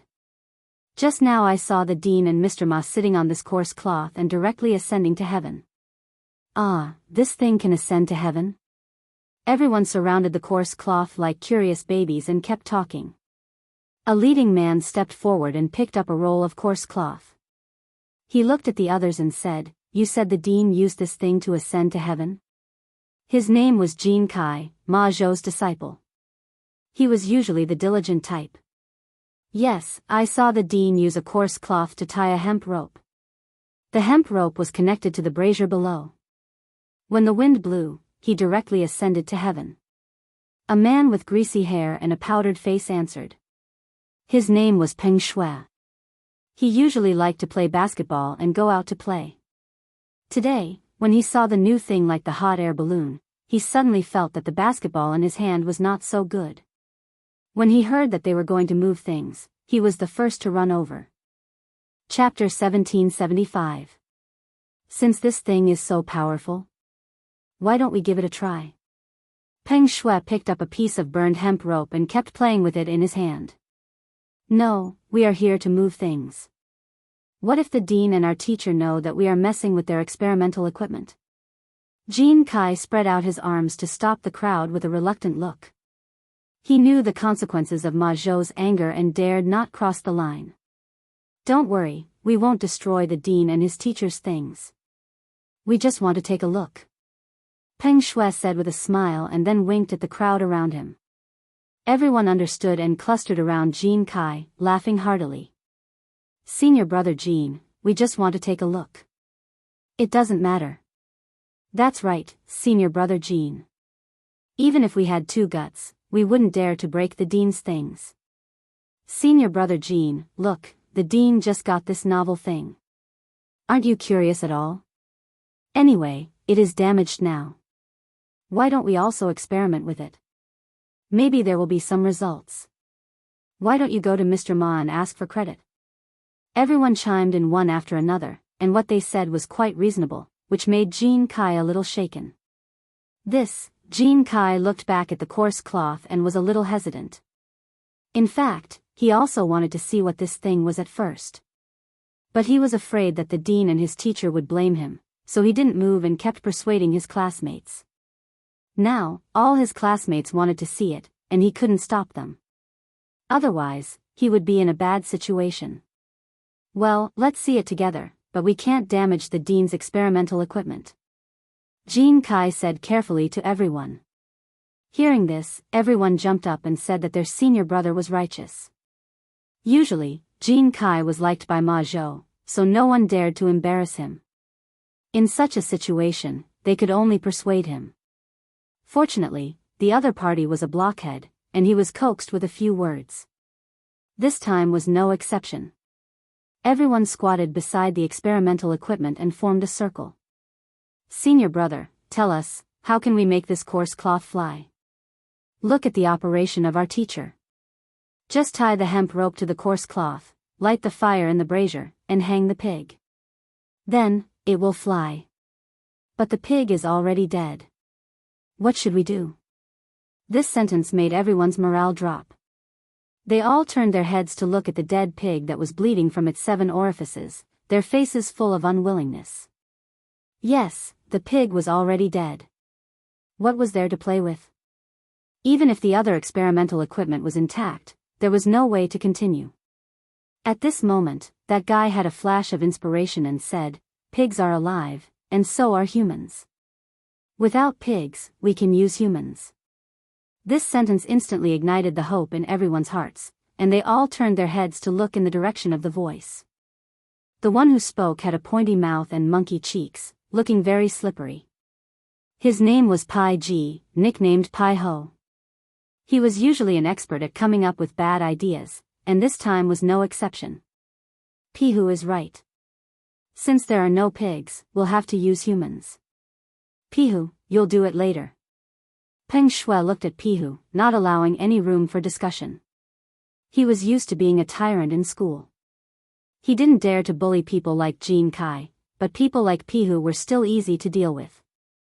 I just came up with an idea. You don't have to be like this. Pihu was a little unhappy.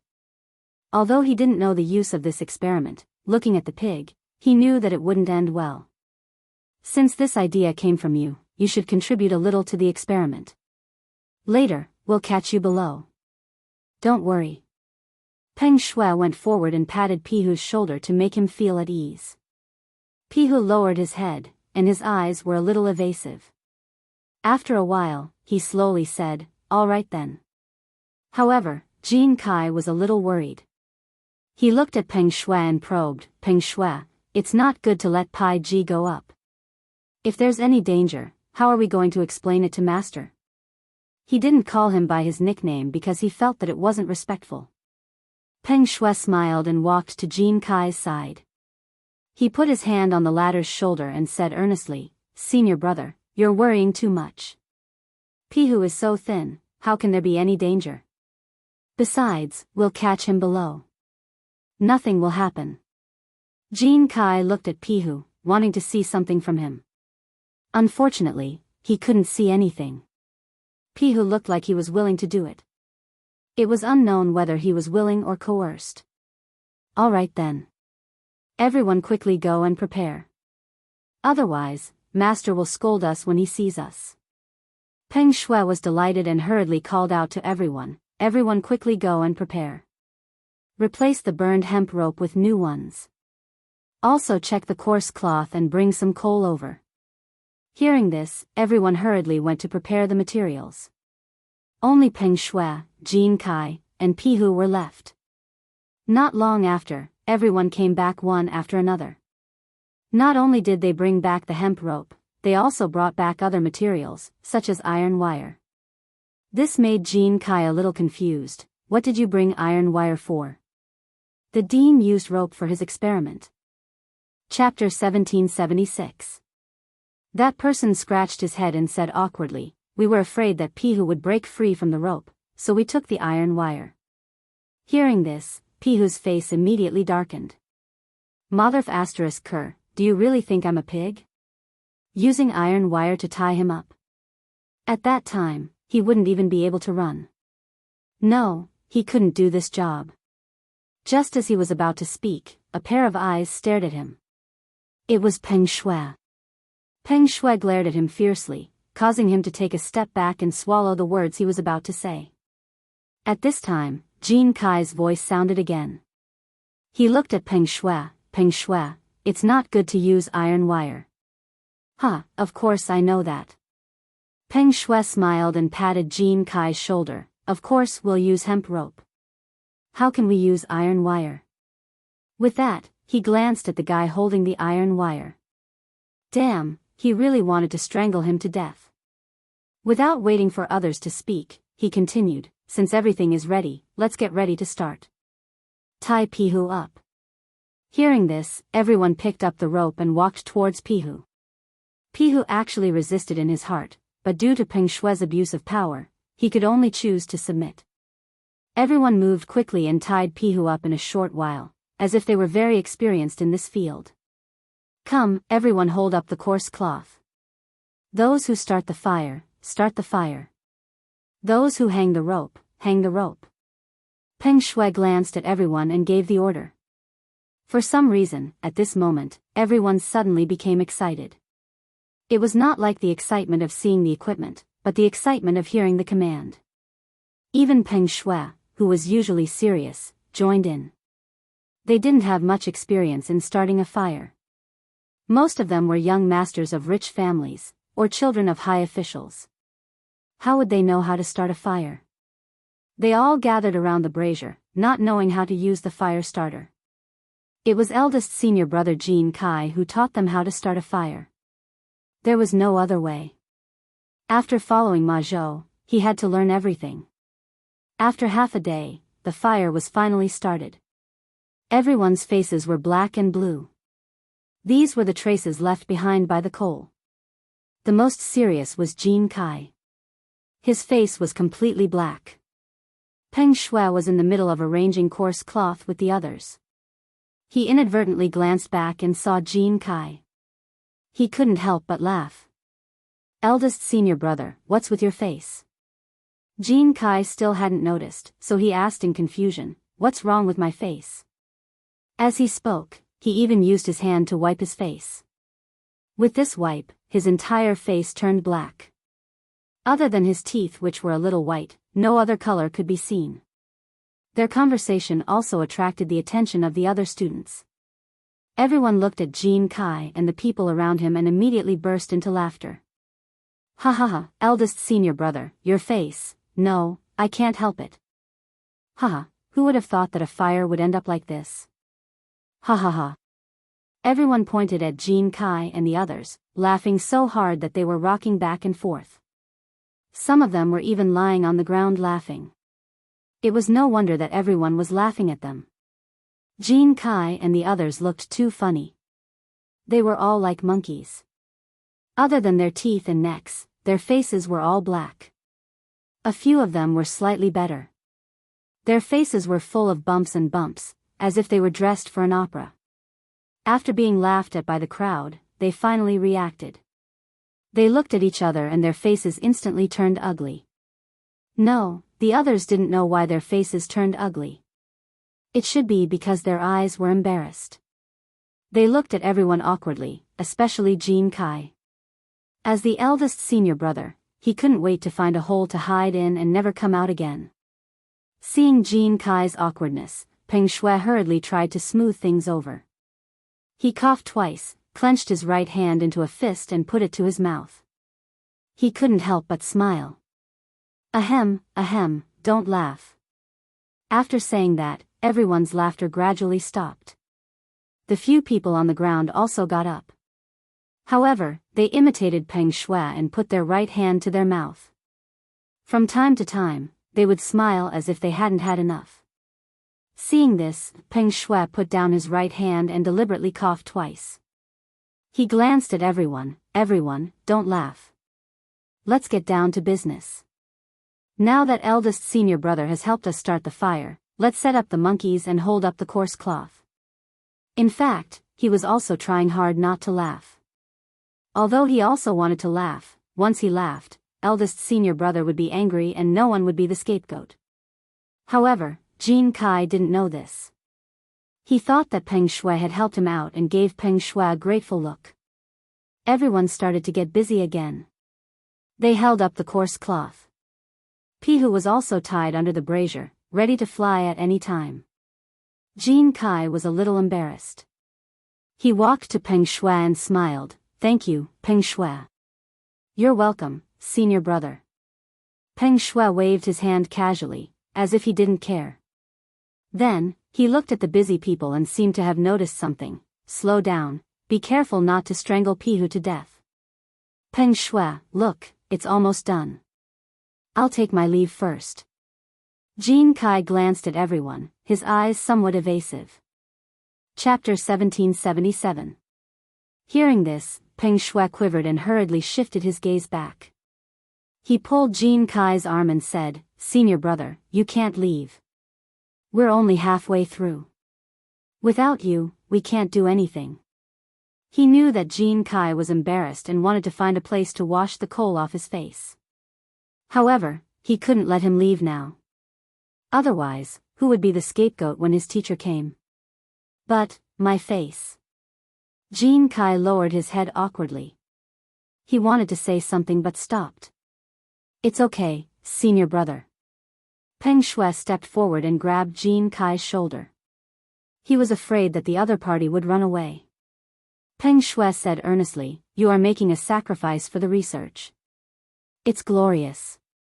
Even if others see you, it's nothing. Besides, if you leave now, you won't be able to see the results of the experiment. Don't blame me if you regret it. It had to be said that Peng Shui was very good at tricking people. Jean Kai hesitated after hearing those words. If he really left, he wouldn't be able to see the results. What was a little coal? What was being laughed at? These couldn't compare to the results at all. Okay, then I won't leave. Let's start the experiment. Jean Kai nodded heavily, as if he had made a big decision in his heart. That's right. Come, let's start. Peng Shui patted Jean Kai's shoulder and smiled. Let's go, senior brother. Let's do the experiment. After saying that, he pulled Jean Kai to the side of everyone, not caring if he was willing or not. Coarse cloth, hemp rope, brazier, and other things were all prepared. Even Pihu was tied up. He could only speak through his mouth. This wasn't torture. They needed the hemp rope as a guide. Otherwise, if Pihu stomped, the cloth wouldn't be able to withstand it. Another reason was because they saw how the Dean and Ma Zhou worked. They wanted to try it. Everyone, hold up the cloth and hold the hemp rope. Get ready. Peng Shui glanced at everyone and began to give orders. He then looked at Pihu. Pihu, you get ready too. We're going to ascend soon. This is your honor. Pihu curled his lips, expressing that he didn't want such an honor. However, he didn't dare to say it out loud. Everyone began to prepare. Those who were pulling the rope and those who were holding the cloth were holding it up. Everything was ready except for one thing. Peng Shui put his hand on his forehead and glanced at the sky. He muttered to himself, when will the wind start? I don't know. Let's wait and see. Jean Kai imitated Peng Shui and placed his palm on his forehead, looking at the gloomy sky. Peng Shui nodded and turned to look at everyone. Everyone, hold on a little longer. The wind is about to pick up. When the wind picks up, we will be able to see the results of the experiment. After he finished speaking, he half squatted on the ground and took out a cigarette from his waist. He took out a lighter and slowly lit it up before taking a puff. Everyone could only listen to him. They held the hemp rope with both hands and waited for the wind to arrive. As for Pihu, he was in a bit of a bad state. Although he wasn't tied up with iron wire, the hemp rope was still choking him. He moved closer to the person beside him with a fawning look on his face. Hey, Xiao Hao, loosen it for me. This thing is making me uncomfortable. I need to pee. The man called Xiao Hao took 2 steps back. His hands were still tightly holding onto the hemp rope. He said timidly, Pihu, don't make things difficult for me. Don't you know Peng Shui? His father is a second-rank official. If you offend him, you won't be able to survive in the academy. You should just wait for your ascension. Hearing this, Pihu's face immediately darkened. He glared at Xiao Hao and scolded, you bastard. Lao Tzu even gave you a cigarette. Now you won't even loosen the rope for Lao Tzu. After saying that, he gave Xiao Hao a hard kick before he stopped. The latter staggered and almost fell. Xiao Hao slowly stood up. He wasn't angry. Instead, he took out a cigarette from his waist and placed it next to Pihu's mouth. He had a fawning look on his face. Brother Pihu, don't be angry. At most, I'll give you another cigarette. After he finished speaking, he took out a lighter and lit it for Pihu. Pihu didn't care about what happened just now. He put the cigarette in his mouth and took a deep puff. I'll tell, halfway through his words, a gust of wind suddenly blew. The coarse cloth was lifted up, bulging like a rubber ball, shooting straight up into the sky. As for Pihu, his entire body was lifted up, his face revealing a pained expression.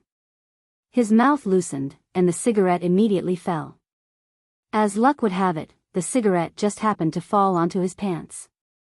Senior brother, save me. Senior brothers, save me.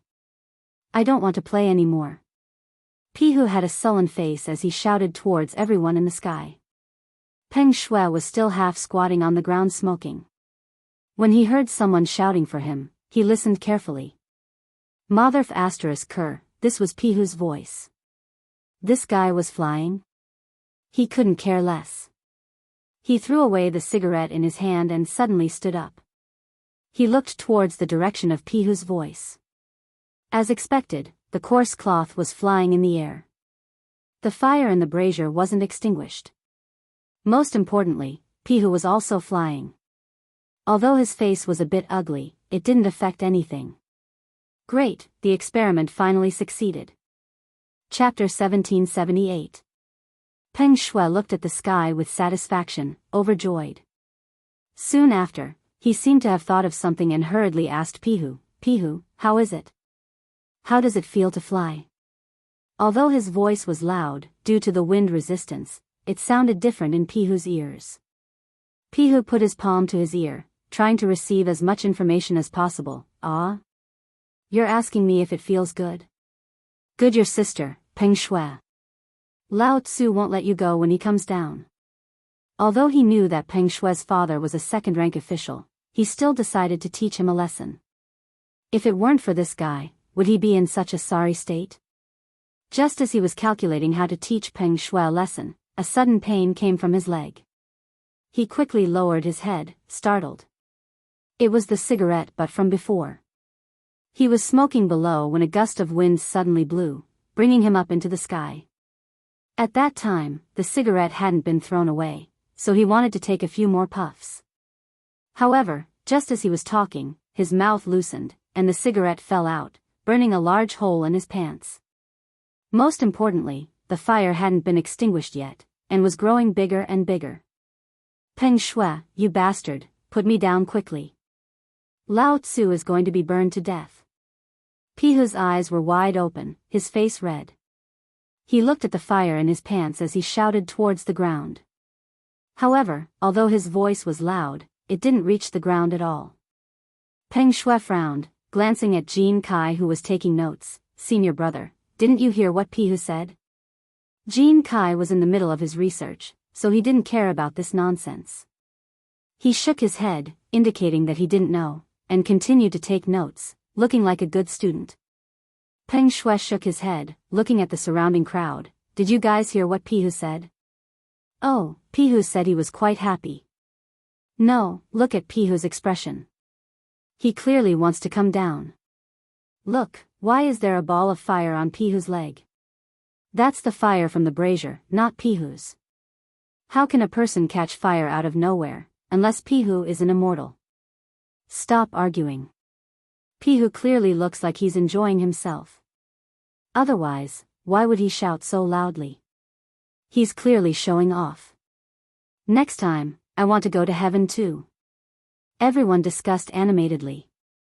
In any case, none of them understood what Frisky Monkey was saying. In the end, they came to the conclusion that Pihu was showing off. He was showing off that he could ascend to the heavens and that others didn't have this fortune. This conclusion made everyone somewhat regretful. They regretted that they had not said it earlier. Then, wouldn't they have been able to ascend to the heavens? How could it be Pippi's turn? There were even a few who beat their chests and stamped their feet, swearing that they would be the first to ascend the next time. This scene made Peng Shuai a little confused. Among all of them, he could be considered to be the cleverest. Just now, he had seen through Pihu's rotten idea. Otherwise, why would the dean and the others use live pigs for experiments? However, Pihu's reaction didn't seem to be the same.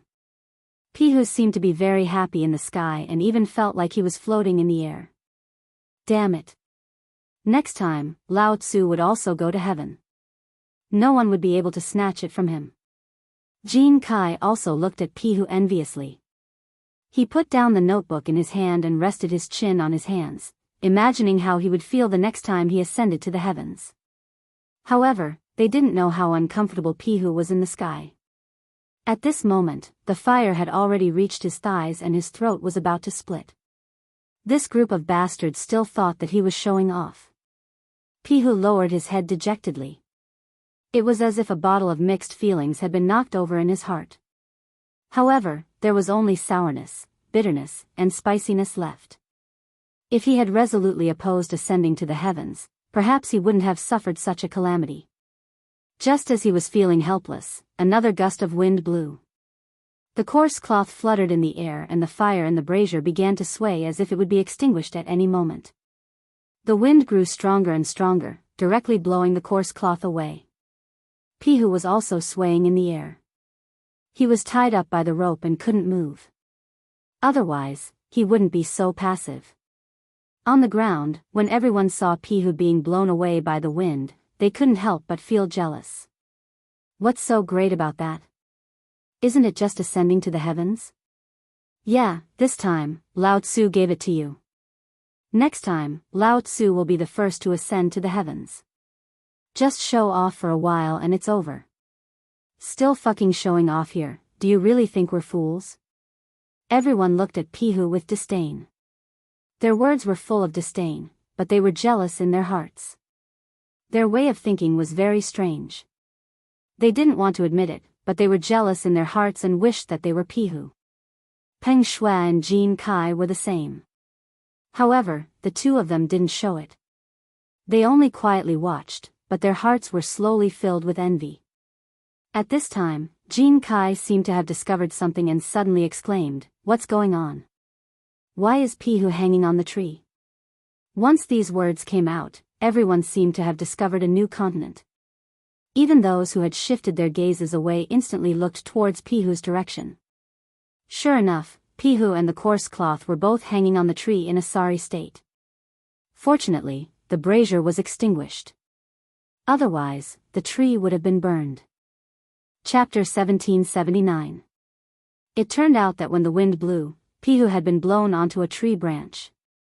Because he couldn't move, he was hung on the branch. Luckily, the tree was big enough to support coarse cloth. Moreover, the fire on his pants had already been extinguished. Otherwise, he would have been burned to death. However, he wasn't any better. The fire had burned through his pants, immediately exposing his buttocks. There were still many burn marks on his legs. Some were green, some were red, and the most serious ones already had blisters. Pihu moved his body with difficulty. Looking at everyone, he roared, "You bastards, why aren't you coming to save Lao Tzu?" Because it was far away, when it reached everyone's ears, they were confused. However, they roughly understood what Pihu was saying. It was nothing more than saving a life. Jin Kai threw down the notebook in his hand and ran towards the tree. Peng Shui also hurriedly followed behind. If something really happened, the two of them wouldn't be able to escape responsibility. After all, they were the leaders. Right now, they didn't dare to be careless. Seeing their senior brother run over, the others didn't dare to delay. They all rushed over.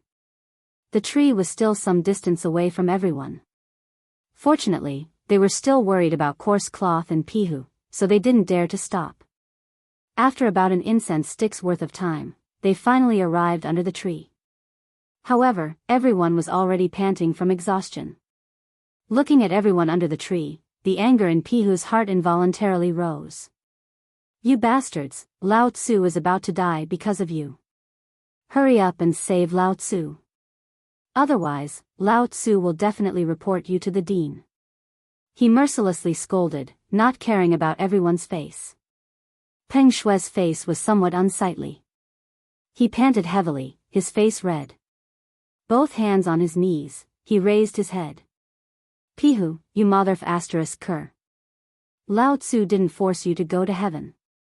It was you who wanted to play. Why are you blaming Lao Tzu now? Wanted to play?" Pihu's eyes widened.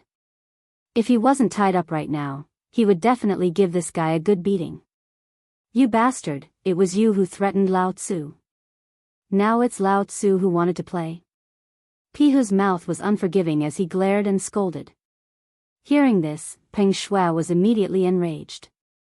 He stood up and pointed at Pihu, cursing, "You motherf asterisk cur, you still dare to curse Lao Tzu. I'm giving you face, or do you want to die?" After saying that, he prepared to climb up the tree and beat up naughty monkey. Seeing that his posture was not right, the people beside him hurriedly stopped him. Pihu immediately felt a bit weak. He timidly said, "I won't scold you anymore. Can you find someone to put me down first?" "Humph, let you go?" Peng Shuai snorted coldly and leaned against the tree, looking as if it had nothing to do with him. Seeing this, Jin Kai, who was beside him, hurriedly advised, "Peng Shuai, it's better to find someone to put Pai Ji down. Otherwise, if something happens, we won't be able to explain it to the dean and teacher. You know their temper." Hearing this, Peng Shuai frowned, obviously thinking about something.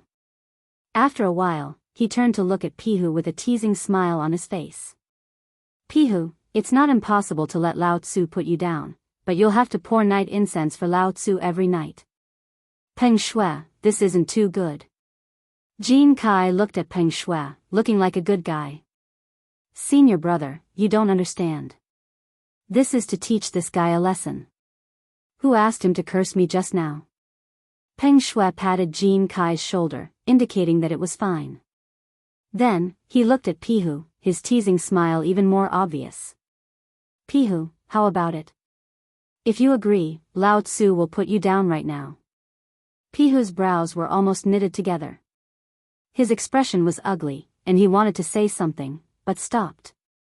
Peng Shuai's request was too polite. However, if he did not agree, based on his prestige, the other students would not dare to put him down. Could it be that he had to stay here forever? This, he was a bit hesitant. After a while, he seemed to have made a decision. "All right, I agree. Hurry up." Peng Shuai nodded in satisfaction.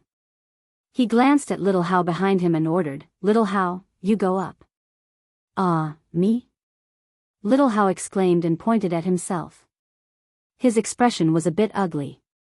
"Can you let someone else go? I'm afraid of heights." "Stop talking nonsense. Brother Peng asked you to go, so go." A student behind pushed Little Hao, his words sharp. Little Hao slowly stood out from the crowd and looked at Peng Shuai timidly. Seeing that the latter was unmoved, he then obediently prepared to climb up the tree. "Little Hao, hurry up. Lao Tzu can't take it anymore." Pihu lowered his head, looked at Little Hao, and kept urging him. Hearing that, Little Hao quickened his pace. Using both his hands and feet, he worked hard to climb up. Everyone formed a circle under the tree, looking up at Little Hao. This scene was like watching a monkey. At this moment, a scolding voice came from not far away. "What are you guys doing?" Hearing that, Peng Shuai was enraged. Who the hell was ruining Lao Tzu's fun? Just as he was about to curse, he turned around and saw Ma Zhou and Hao Chujun staring at him.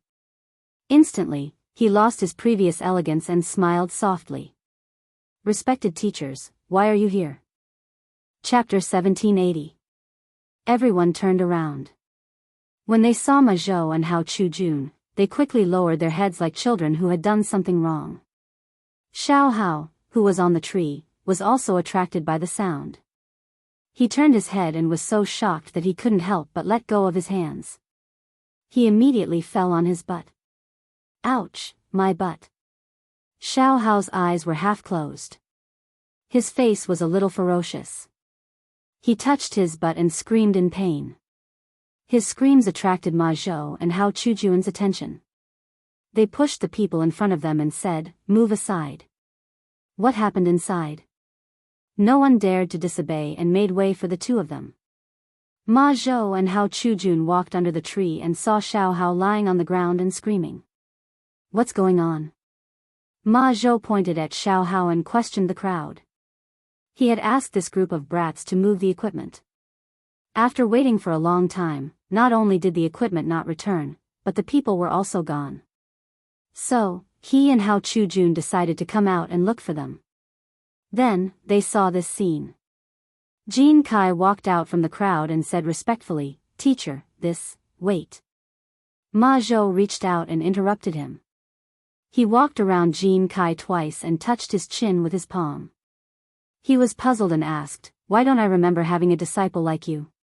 What's your name?" Hao Chujun nodded and echoed, "That's right. We don't have a disciple as black as you." "Teacher, I'm Jin Kai." Jin Kai pointed at himself. After that, he used his hand to rub his face hard, trying to erase the traces on his face. "Jin Kai?" Ma Zhou widened his eyes in disbelief. Because in his impression, Jin Kai was a fair and clean man. How did he become so black? He looked as if he had just come back from digging coal. "You said you're Jin Kai?" Hao Chujun pointed at Jin Kai. His eyes were full of disbelief, but the latter kept nodding. This made his confidence waver. "Since you said you're Jin Kai, prove it." They all know." Jin Kai pointed at the crowd and hurriedly proved himself. Then, he pointed at the students who started the fire with him. "Just now, my face was black because of the fire. These people are the same."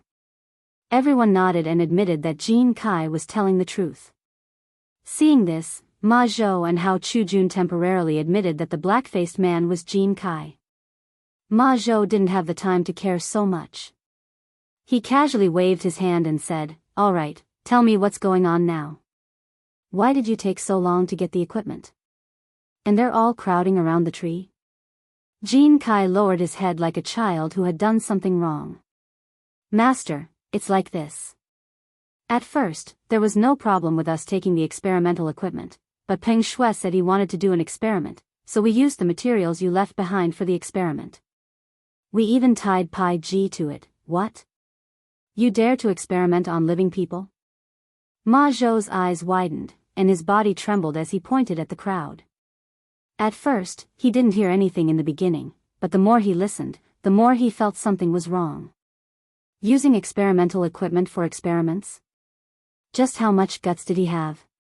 Lao Tzu had just used the experimental equipment left behind by their mentor, and now it was being used by these bastards again? And most importantly, these guys actually dared to experiment on living people? One had to know that before his teacher left, he had repeatedly warned him not to use living people for experiments. These bastards. Where's Pai Ji now? Hao Chujun panted heavily, and his eyes were red as he said fiercely. He was also very angry, and now he wanted to give these guys a good beating. He asked this guy to take something, but not only did he not take it back, but he also caused a lot of trouble. Jin Kai lowered his head and pointed at the tree branch. Ma Zhou and Hao Chujun looked at each other, a little confused, but they still looked in the direction Jin Kai pointed.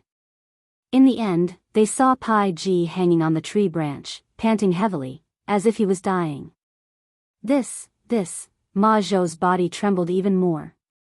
He tried hard to turn around, and his eyes were red as he stared at the crowd. Why did you put Pai Ji on the tree?" Seeing this, Hao Chujun quickly helped Ma Zhou up and glared at the crowd. "Master, we didn't do it. It was the wind." Jin Kai lowered his head and said timidly, "I don't care who put Pai Ji on the tree. Put him down now." Hao Chujun's eyes were red as he pointed at the crowd and shouted angrily. Hearing this, Peng Shui quickly used his elbow to poke a man beside him, indicating for him to go up the tree and save Pai Ji. The man stole a glance at Ma Zhou and Hao Chujun, but he didn't waste any time. He knew that he couldn't bear the pressure from the two teachers. He quickly walked to the bottom of the tree and used both his hands and feet to climb up the tree in no time. At this moment, Pai Ji was panting on the tree branch. His eyes were half closed as if he was asleep, but he knew that was not the case. He should have fainted. Pai Ji, wake up." He gently pushed Pai Ji, trying to wake him up. Pai Ji shook his dizzy head and slowly woke up. His face instantly turned ugly as he stared at the person who came.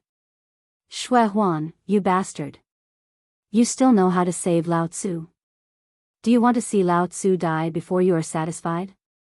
Chapter 1781. Shui Huan lowered his head, feeling wronged, and said softly, Pihu, lower your voice. Master and the others are watching below. Hearing this, Pihu glanced below the tree and saw Ma Zhou and Hao Chujun glaring at him. He quivered in fright and quickly shut his mouth. Pihu, don't move. I'll save you now. Shui Huan whispered in Pihu's ear, and then began to untie the ropes on the latter's body. It was unknown which bastard tied the ropes, but every one of them was tied to the flesh. Shui Huan finally untied the ropes after using all his strength. In the end, Pihu seemed to be a bit impatient. Once the ropes were released, he struggled to break free. The tree branch was suddenly broken, and he fell heavily to the ground. Ah, my waist. Pihu was half lying on the ground with his hands on his waist. Sweat poured down his forehead like rain, and his expression was sinister. Seeing this, Ma Zhou quickly went up, squatted down, and asked with concern, Pai Ji, how are you? However, Pihu seemed to not have heard him, and was still moaning on the ground. This made Ma Zhou very anxious. He turned around and glanced at the dazed crowd, and angrily rebuked, What are you guys still standing there for? Hurry up and send Pai Ji to the infirmary. Everyone suddenly understood, and all of them rushed up, preparing to take Pihu away. Most of them wanted to escape punishment, because they knew that after today's incident, their masters would not let them go. Now was the best time to escape. However, what they could think of, Ma Zhou could naturally think of as well. His face was gloomy, and he coldly snorted, Wait, 2 people are enough. Peng Shui and Jin Kai stay. Hearing this, everyone looked at each other embarrassedly. Peng Shui passed the leather monkey in his hand to the other students, and Jin Kai also retracted his step. They all turned around and lined up in a row, quietly waiting for the 2 teachers to reprimand them. You guys are really good. Which bastard came up with this rotten idea? Ma Zhou pointed at everyone, and his face became the color of pig liver. It seemed that he was quite angry. Everyone lowered their heads and looked at each other. In the end, they all looked at Peng Shui. Peng Shui looked at Jin Kai because he had planned to make Jin Kai the scapegoat from the very beginning. There was no other reason than Jin Kai was Ma Zhou's favorite disciple. Seeing this, Ma Zhou and Hao Chujun more or less understood that this matter should be instigated by Peng Shui and Jin Kai. Peng Shui could still understand. His father was a second-rank official in the imperial court, so it was not strange for him to lead such a matter. However, Jin Kai was a famous student in the academy. He was excellent in both moral and academic performance. Ma Zhou couldn't believe it, but he didn't have any evidence, so he continued to berate. What do you mean by this? Who is the mastermind? As he spoke, he intentionally or unintentionally glanced at Peng Shui, hoping that Peng Shui would take the initiative to admit it so that the other students would not be implicated. In the end, this guy was still stubborn. He kept looking at Jin Kai as if to say that this was all done by Jin Kai and had nothing to do with him. The others also kept quiet. They all knew that the mastermind was Peng Shui, and everyone was implicated. However, his father was a second-rank official, so who would dare to report him? Seeing that there was no effect, Hao Chujun became impatient. He walked in front of Jin Kai and said earnestly, Jin Kai, you have always been the disciple that we valued the most. Now that something like this has happened, you tell us, who is the instigator? Also, did you participate in it? As soon as he finished speaking, everyone's eyes turned to Jin Kai, afraid that he would say their names.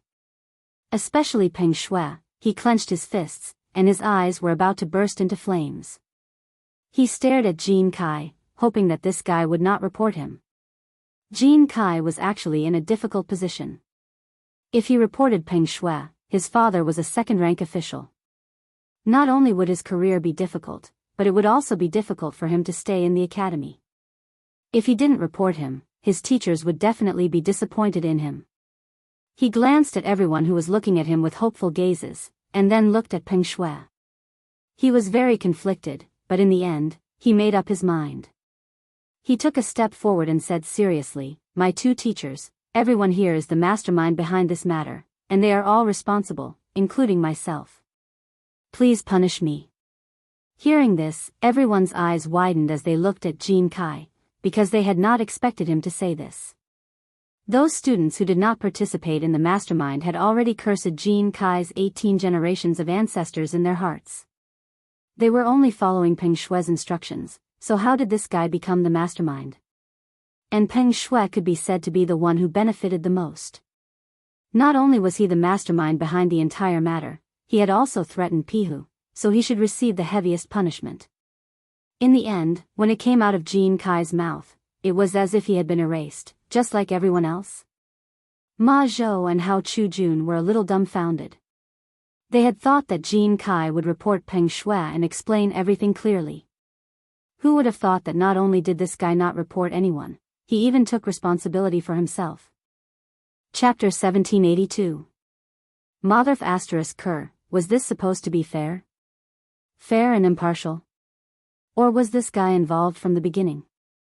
Was his appearance as a good student a disguise? Jean Kai, are you sure you are the mastermind in this matter? Ma Zhou looked at Jean Kai suspiciously. He could not believe that he had misjudged him. How could a good student make such a mistake? Jean Kai glanced at the crowd and nodded heavily, indicating that he was right. Seeing this, Ma Zhou could not suppress the anger in his heart. He pointed at Jean Kai and scolded, "You bastard, to think that we valued you so much. Now, you almost killed someone. What should we do with you? Yes, we thought this matter had nothing to do with you. In the end, Sai, you really let us down." Seeing that everything was confirmed, Hao Chujun rushed forward and pointed at Jean Kai's nose and scolded him. Jean Kai was like a wronged child. He lowered his head and remained silent, listening to the teachings of his two respected teachers. The crowd looked at Jean Kai gloatingly. They covered their mouths and laughed. Jean Kai had just reported them, and now he was being scolded by his two respected teachers. It would be strange if they were not happy. There were even a few who laughed out loud. Ma Zhou seemed to have heard something and turned around abruptly. In the end, he saw those fellows giggling. He was instantly enraged. Mother ****, I am reprimanding my disciple and you still dare to laugh? He stared at the crowd and spat, "You bastards still have the face to laugh. If it were not for you, would Pai Ji be hanging on the tree? If it were not for you, would the director's experimental equipment be damaged? That's right, I really don't know where you get the face to laugh at others. Do you think you can act like a tyrant just because your family is rich? Let me tell you, in the academy, you are nothing." Hao Chujun also turned around and pointed at the crowd. His words were merciless. Everyone knew the severity of the matter. They lowered their heads tightly and did not dare to speak. After about the time it took to smoke a cigarette, the two of them were almost done scolding. They glanced at the crowd and said impatiently, "Today, go fill the canteen with water, then take the dung to water the flowers and plants. Finally, find a place to buy the damaged experimental equipment. If these 3 tasks are not completed, you are not allowed to eat today." As his voice fell, everyone's expression became more and more unsightly. They were all pampered young masters. When had they ever done such menial work? Carrying water? Carrying dung? He still had to buy experimental equipment? Who the hell knew where these experimental equipment were sold? "Teachers, can you finish it tomorrow?" Peng Shui smiled until his face was full of wrinkles. He put on a fawning look. His family was rich. If he went out and called a servant over today, he wouldn't have to do it himself tomorrow. Just thinking about it made him happy. "I see." Ma Zhou frowned as if he had thought of something. A scheming smile appeared on his face. "Then let's add one more thing. Pull out all the weeds on the field. If you don't finish it, you're not allowed to eat today." Everyone's expression changed as they cried out in alarm. They had originally thought that if Peng Shui made a request, their teachers might be lenient. In the end, he went for wool and came home shorn. Not only did his punishment not lessen, it even increased. What the F asterisk CK? They wanted to cry but had no tears. Ma Zhou and Hao Chujun looked at each other and revealed a smile that was hard to understand. They patted their butts and turned to leave. What do we do now? Shui Huan asked the crowd blankly. What else can we do? Let's go pick up the dung. Someone casually replied, causing everyone's mood to fall to the bottom again. They looked at each other and helplessly walked back to the academy. At the same time, in White Deer College, Zhang Feng had just returned to the academy and was about to go to his residence to have a good rest. However, he was stopped by a voice. Feng Zi, wait. He turned around and glanced. The person who had come was none other than the old scholar. It turned out that he still had a knot in his heart because of the incident when Zhang Feng went to Jiangnan. However, the four old men were there and he couldn't open his heart. Now that Zhang Feng was alone, he could talk about it. Old scholar, what are you doing here? Zhang Feng asked curiously. It turned out that it was class time. Normally, the old scholar should be in class. I just came out to relieve myself and saw you. I have something to tell you. Come, sit. The old scholar smiled and pointed to a stone stool beside him, indicating for him to sit. After the two of them sat down, Zhang Feng took out a cigarette from his waist and handed it to the old elementary scholar. He took out a lighter and lit it for the old elementary scholar. Then he took out another cigarette and lit it for himself. He slowly exhaled the smoke and said, Old elementary scholar, what do you want to talk to me about? The old scholar took a deep breath and said with satisfaction, Feng Zi, last time, you Shernan and the other old men and I asked you if you wanted to go to Jiangnan. From your words and actions, I knew that you had to go. Although I don't want you to go, I know that I can't stop you. Therefore, I came to tell you about the dangers of Jiangnan. Chapter 1783. He had always regarded Zhang Feng as his own nephew. Therefore, this trip to Jiangnan was of great importance to him. Go ahead. Zhang Feng tried his best to assume a serious listening posture. He was going to impart knowledge of Jiangnan to him. The old scholar took a deep puff of his cigarette and slowly said, Ever since Uncle Tai and Zhongyong moved to Jiangnan, a large number of people from the north began to move south. Today, there is a gap between the population of the north and the south. Later, during the period of the Three Kingdoms, the kingdom of Wu occupied Jiangnan and began to prosper. They introduced many excellent agricultural varieties, such as millet, wheat, rice, hemp, sorghum, taro, and so on. Later, after successive dynasties improved production techniques and the superior natural conditions of Jiangnan, it is now considered the richest area in the country. Zhang Feng nodded thoughtfully. He really did not know about these things. The old scholar took another puff of his cigarette and held it between his two fingers. He continued, In fact, these things are nothing.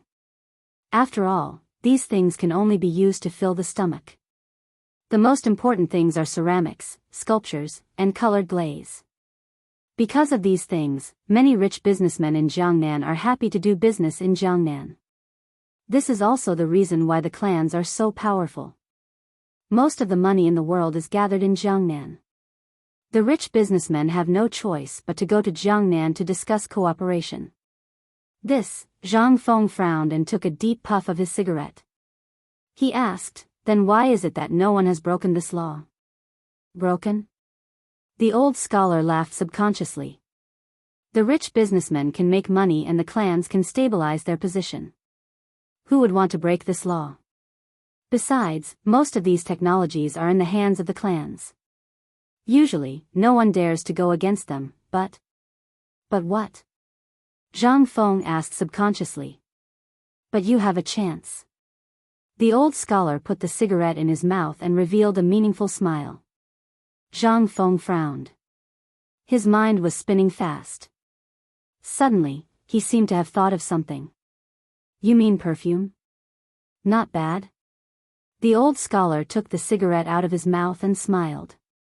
You really have a good brain. Just think about it. Ceramics, sculptures, glass, and other things have always occupied a large market in Jiangnan. If your perfume were to suddenly appear on the market, it would certainly cause a wave of reaction. At that time, the economic market in Jiangnan might change. However, the specific operation depends on you. Zhang Feng put the cigarette in his mouth and fell into deep thought. Indeed, almost all of the economy in Jiangnan was in the hands of the 5 families and 7 families. It was not easy to get a share of the profits. However, the bigger the family, the more conflicts there were. These guys might be fierce tigers in the eyes of others, but in his eyes, they were just insignificant insects. Thanks a lot. I'll remember that. Zhang Feng clasped his hands at the old elementary scholar to express his gratitude. Hey, why are we still talking about this between us? The old scholar waved his hand dismissively. Just as he finished speaking, a burst of brisk footsteps could be heard. Jingshu and Zhang Yuyao came over. Jingshu, Yuyao, why are you here? Zhang Feng asked in confusion. Sir, young master, we were just taking a stroll around here. When we saw you, we came over to greet you. The 2 girls bowed to the old scholar and Zhang Feng in unison and said slowly. In fact, they had been wandering around and did not come forward when they saw Zhang Feng and the old scholar talking. Now that the 2 were almost done talking, they came forward. Young master, we just heard you and Sir talking about Jiangnan. Did something happen in Jiangnan?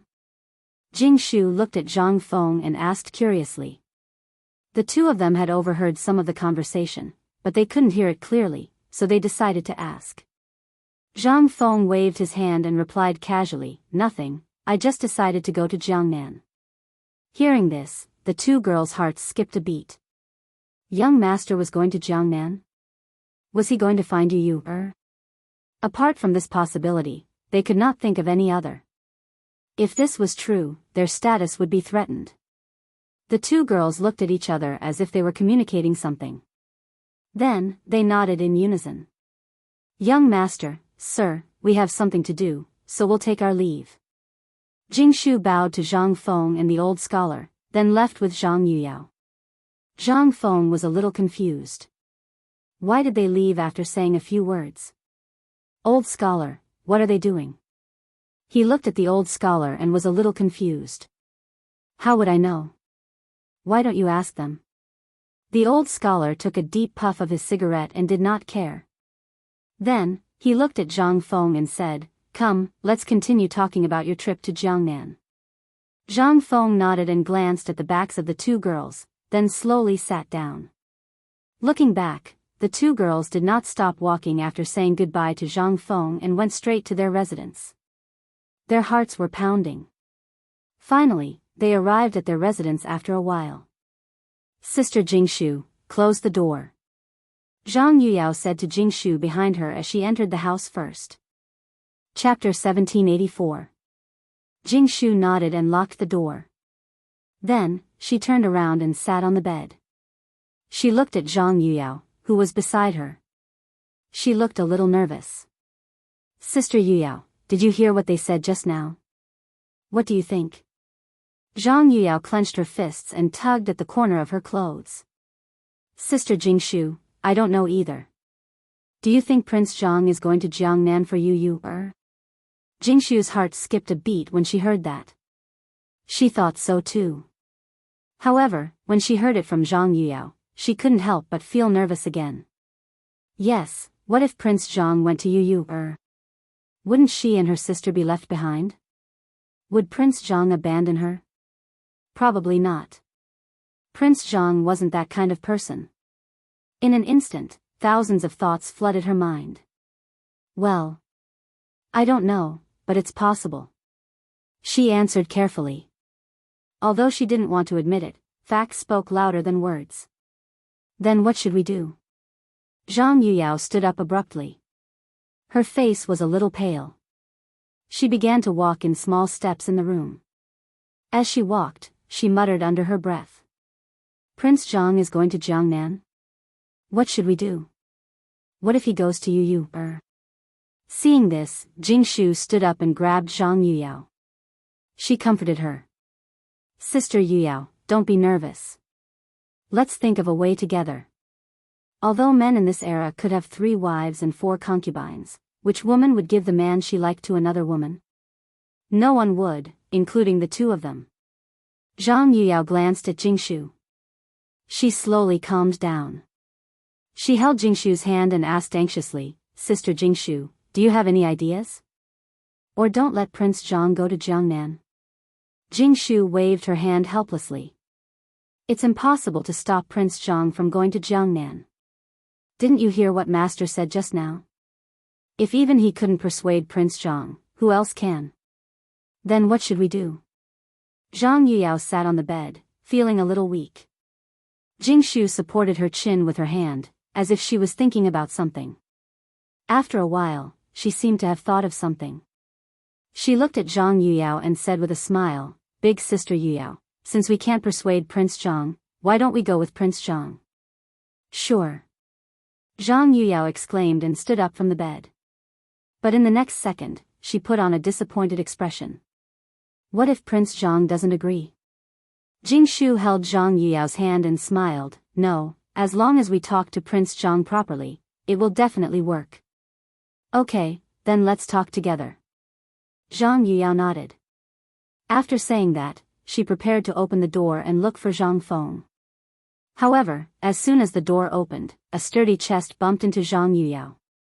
Zhang Yuyao retreated. Fortunately, Jingshu supported her from behind. Otherwise, she might have fallen. Zhang Yuyao was a little angry. She suddenly raised her head and opened her beautiful eyes. Just as she was about to argue with the other party, a handsome face came into view. It was the man they were just talking about, Zhang Feng. It turned out that Zhang Feng and the old scholar had just finished talking and decided to come over because he remembered the 2 girls' strange behavior. Unexpectedly, he bumped into them. "Prince Zhang, why are you here?" Zhang Yuyao's face was slightly red. She lowered her head like a little quail.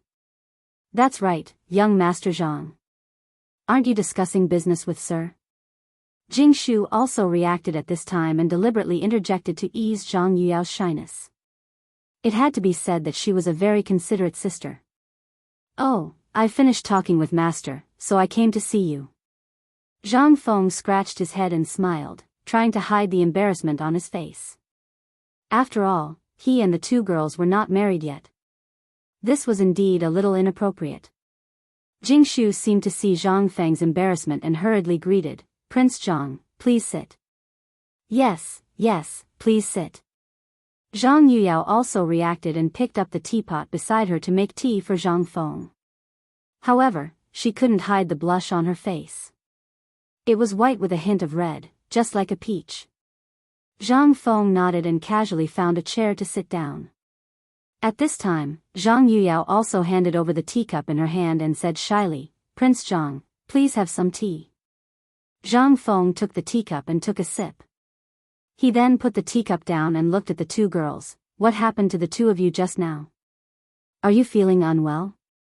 Hearing this, the 2 girls remembered what they were just discussing. They looked at each other and nodded slightly, as if they were confirming something. "Prince Zhang, we have a few questions to ask you." Zhang Yuyao looked at Zhang Feng and said softly. "What is it? Why are you being so mysterious? Speak." Zhang Feng smiled and didn't mind. "Prince Zhang, why do you want to go to Jiangnan?" Zhang Yuyao went straight to the point. Because they just heard Zhang Feng and the old scholar talking, they didn't need to ask too much. Hearing this, Zhang Feng was stunned. No wonder the 2 girls were so abnormal just now. It was because of the matter in Jiangnan. Were they worried that he would go to Yu or something? Chapter 1785. However, he couldn't take the initiative to say this. Otherwise, who knew how the 2 women would react? "I'm going to Jiangnan to prepare to develop perfume and the maritime Silk Road." Zhang Feng replied truthfully. In fact, he didn't say that he was going to find Yu. After all, if he said it in person, it might affect the mood of the 2 women. Then, "Prince Zhang, can you take us with you when you go to Jiangnan?" This sentence was said by Jingshu because she knew that Zhang Yuyao's character had always been very gentle. It was not suitable for her to say such things. Zhang Feng's brows furrowed tightly when he heard that. It was not that he didn't want to take the two women, but Jiang Nan was too dangerous. He had no foundation. If he went there empty-handed, he might not even be able to guarantee his own safety. How could he take care of the two women? Yu was a small matter. After all, the two women had seen her. Even if there was a small quarrel, it could be resolved. Moreover, the two women were reasonable people, so there wouldn't be any problems. However, if the foundation was not stable, there was no way to guarantee their safety. Thinking of this, he immediately refused. No, Jiangnan is not safe. You may be in danger if you go there. Young master, we are not afraid. Jingshu shook her head. There was a trace of firmness in her eyes. Yes, we are not afraid. Young master, take us with you. Zhang Yuyao also begged. Zhang Feng glanced at the two women. His mind was spinning quickly, weighing something. In the end, he spat out two words, no. Although he had never been to Jiangnan, after listening to the old scholar's words, he deeply understood that Jiangnan was not so easy to get involved. There were many clans there. Maybe it would be annexed that day. It was a bit inconvenient to take the two women with him. Young master, Zhang Yuyao's eyes were filled with tears. She lowered her head and pulled the corner of her clothes. It's not that I don't want to take you with me, but Jiangnan is too dangerous. I'll go there first and then pick you up later. Zhang Feng was a little helpless. He gently patted Zhang Yuyao's shoulder. Young master, please take us with you. We're not afraid of danger and we won't cause you any trouble. Jingshu looked at Zhang Feng with a pleading look, looking very pitiful. Young master, the tears in Zhang Yuyao's eyes seemed as if they would fall at any moment. She tugged at Zhang Feng's sleeve and said in a faint voice, Young master, please take us with you. We promise that we won't cause you any trouble. Jingshu also imitated Zhang Yuyao. She tugged at Zhang Feng's other sleeve, raised her head, and said softly, Yes, young master. We won't cause you any trouble. Zhang Feng looked at the two women helplessly and frowned. He didn't expect the two girls to do this. It was not safe in Jiangnan, and they might run into Yu, which would be awkward.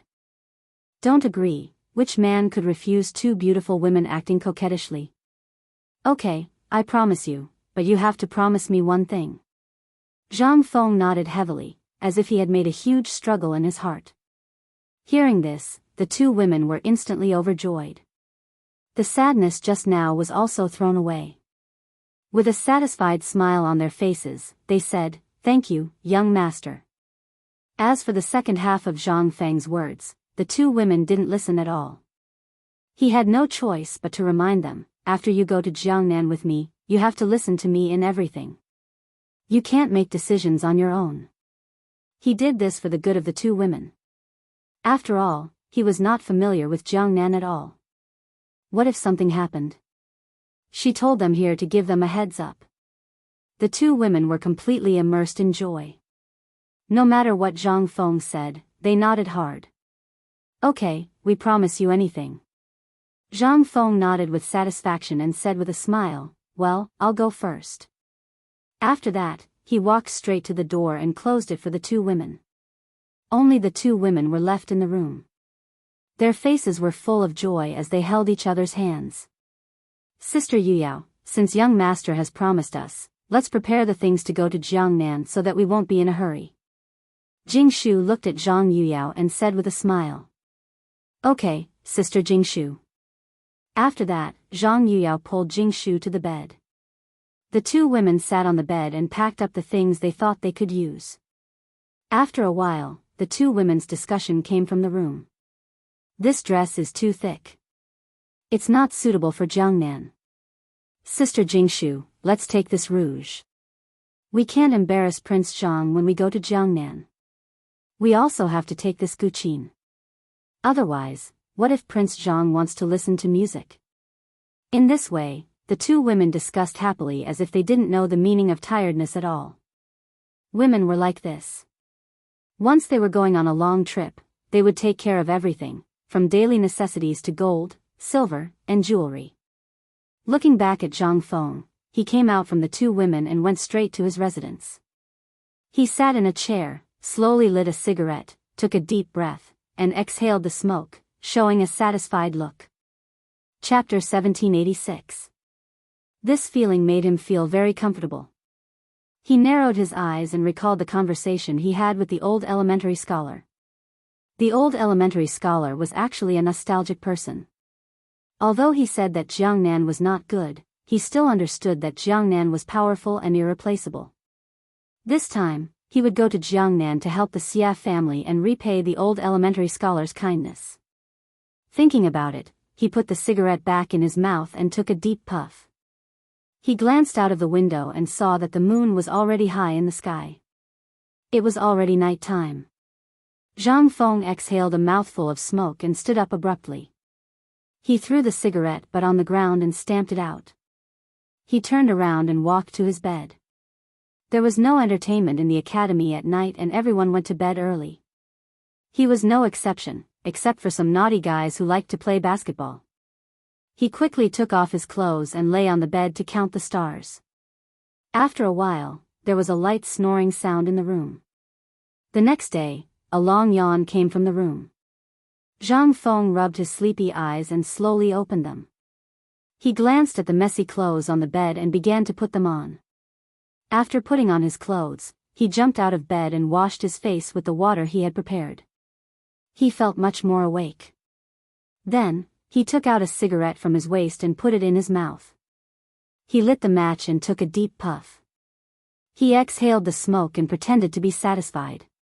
Another day. He enjoyed the impact of the smoke with a smile on his face. Zhang Feng opened the door and walked to the academy. He was going to walk around. This was what he had been used to doing every day since he returned to the academy. He would get up early in the morning to see how the students were doing.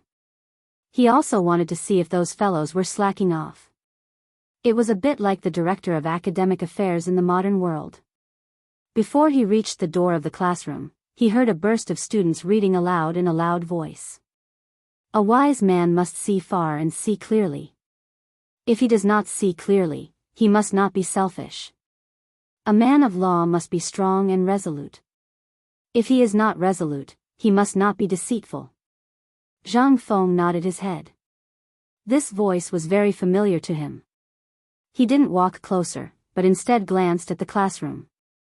It was the old elementary scholar who was teaching. The student was holding a book in his hand, shaking his head and squinting his eyes as he recited the text. Seeing this, Zhang Feng nodded in satisfaction and walked towards the field. He wanted to see if that guy was slacking off. As soon as he reached the sports field, he heard a burst of cheers. "Pass the ball to me quickly. I'm going to shoot a three-pointer." Zhang Feng gently pushed aside the leaves in front of him and glanced at the field. He didn't know if he didn't look, but when he saw it, he was shocked. It turned out that a few guys were secretly playing basketball here, and they were playing quite enthusiastically. Among them were Yunping and Yiming. These two guys had guarded the school gate during the opening ceremony of the basketball tournament and had even woken him up. They were usually more mischievous. However, he didn't expect these two guys to be so bold as to play basketball during class time. Playing basketball was a good thing in itself. It could strengthen one's body. However, playing basketball during class was not only against the school rules, but also irresponsible to oneself. Therefore, he decided to teach these guys a lesson. In the past, he didn't study hard and suffered a lot in finding a job. Although there were no such restrictions in Chang'an, as the dean, how could he watch these guys degrade themselves? Thinking of this, Zhang Feng's chest was filled with anger. He shouted at the sports field, "Who allowed you to play basketball here?" Hearing this, the guys on the sports field were immediately stunned. They knew that the only person who could come to the sports field at this time was the dean. The students and teachers were all in class. They slowly put down the basketball and glanced at Zhang Feng's position. They shivered and turned to look at each other. Someone said, "The dean is so far away from us. He probably doesn't remember what we look like," right? It was fine if he didn't say it, but once he said it, it instantly aroused everyone's thoughts. Yes, we're so far away. The dean can't see us at all. If they took the opportunity to run now, nothing would happen. They looked at each other as if they had a tacit understanding.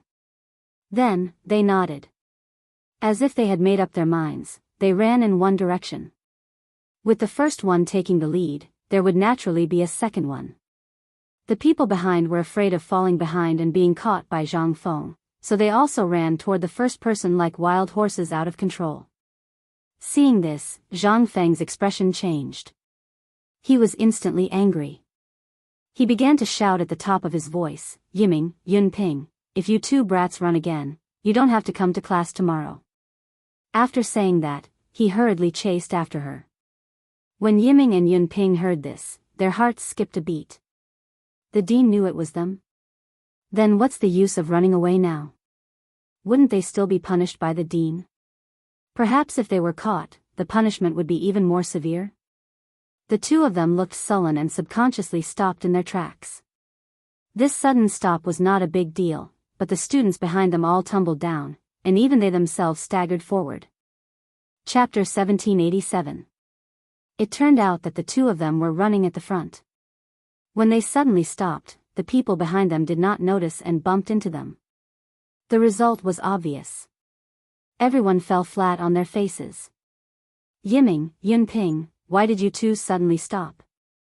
A student hugged his injured knee and wailed on the ground, glaring at Yiming and Yunping in dissatisfaction. Yiming and Yunping did not feel good either. They were half lying on the ground, their knees bleeding. Didn't you hear the dean calling us? Are you deaf? Yunping rubbed his bleeding knee and said unhappily. The dean is calling for you, not us. Why are you blocking our way? Another student jumped out and pointed at the two of them, his heart filled with grief and indignation. He thought that he was about to escape the dean's clutches. Who would have thought that this stupid teammate would cause trouble in the middle? Blocking the way in the middle. This was great. Everyone could not escape and was ready to be punished. Damn you. When did Lao Tzu? Yiming's eyes were red as he glared at that person. However, before he could finish his sentence, he saw someone rushing over. It was none other than Zhang Feng.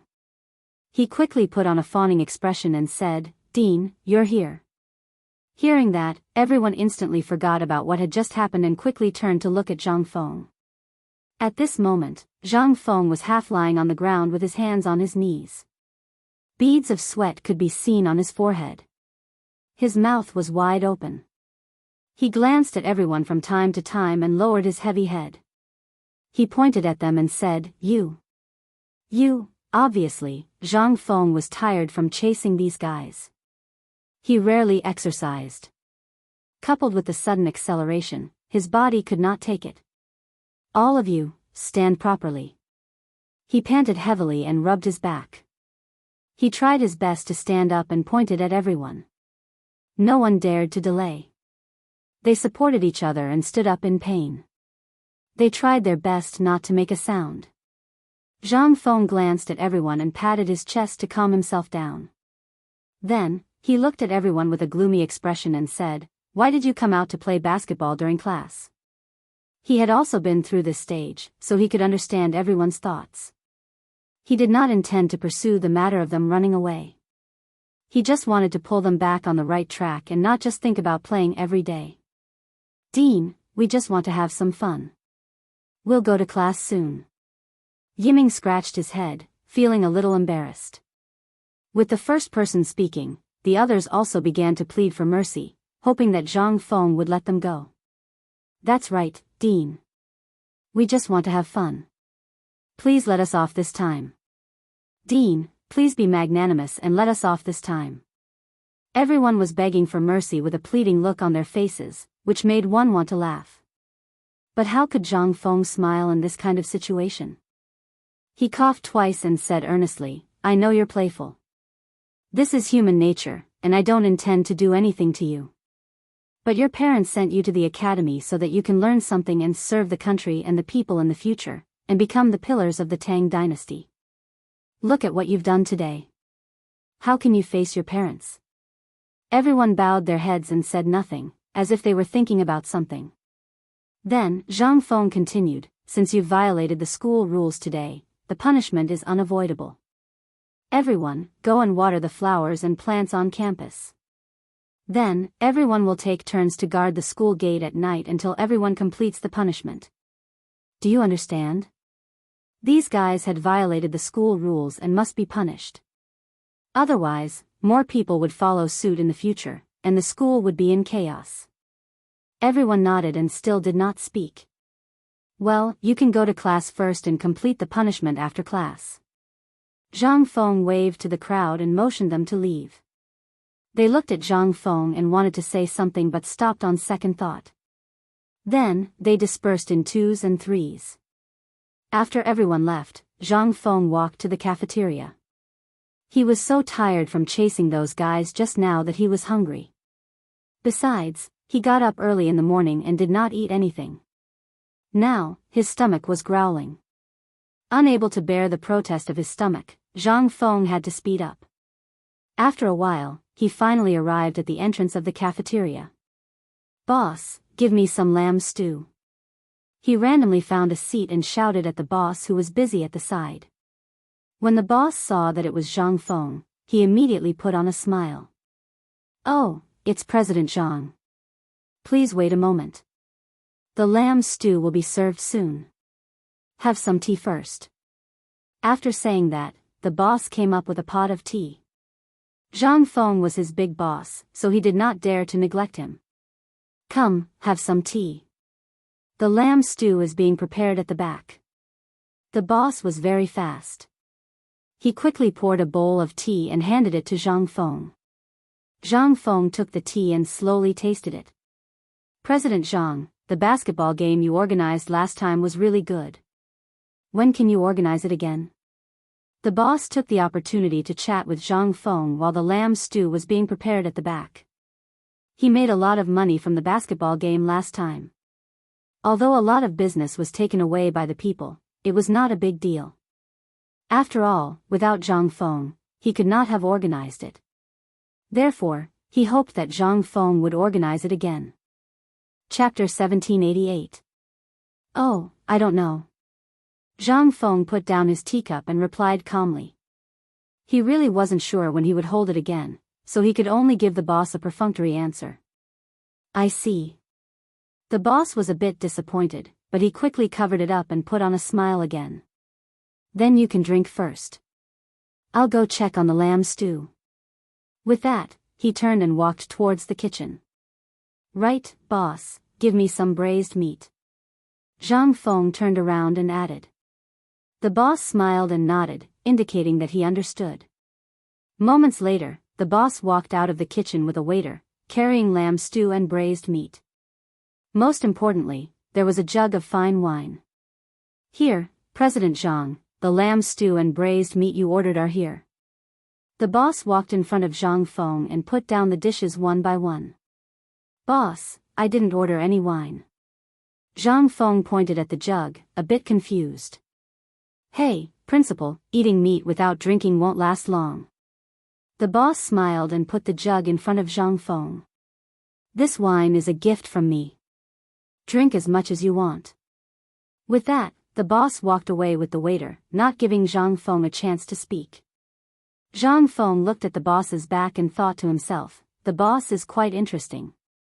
Not only is he glib, but he also knows how to make trouble. He shook his head with a smile and didn't think too much about it. He picked up the skewers and began to roll them. He poured himself a bowl of wine, and under a gust of wind, his stomach was 70 to 80% full. Just as Zhang Feng was about to pick up the last piece of braised meat, a series of hurried footsteps came from the door. Moments later, a tall man walked in.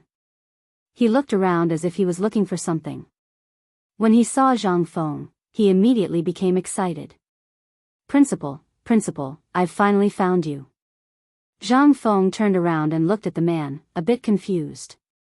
Who are you? Why are you looking for me? Basically, everyone in the academy called him principal. There was no problem with this title, but he didn't have any impression of this person, so he couldn't help but be confused. The man grew anxious. Dean, I'm Sure. I'm researching firearms with Algernon. At this point, Zhang Feng suddenly remembered something. He pointed at the person and said, "Oh, I remember now. You were the one who researched firearms with Algernon." A smile finally appeared on Shuren's face. "Dean, you finally remembered." Zhang Feng nodded with a smile. He had no choice. There were so many people in the smithing workshop and the academy, so how could he remember all of them? It was good enough that he had some influence.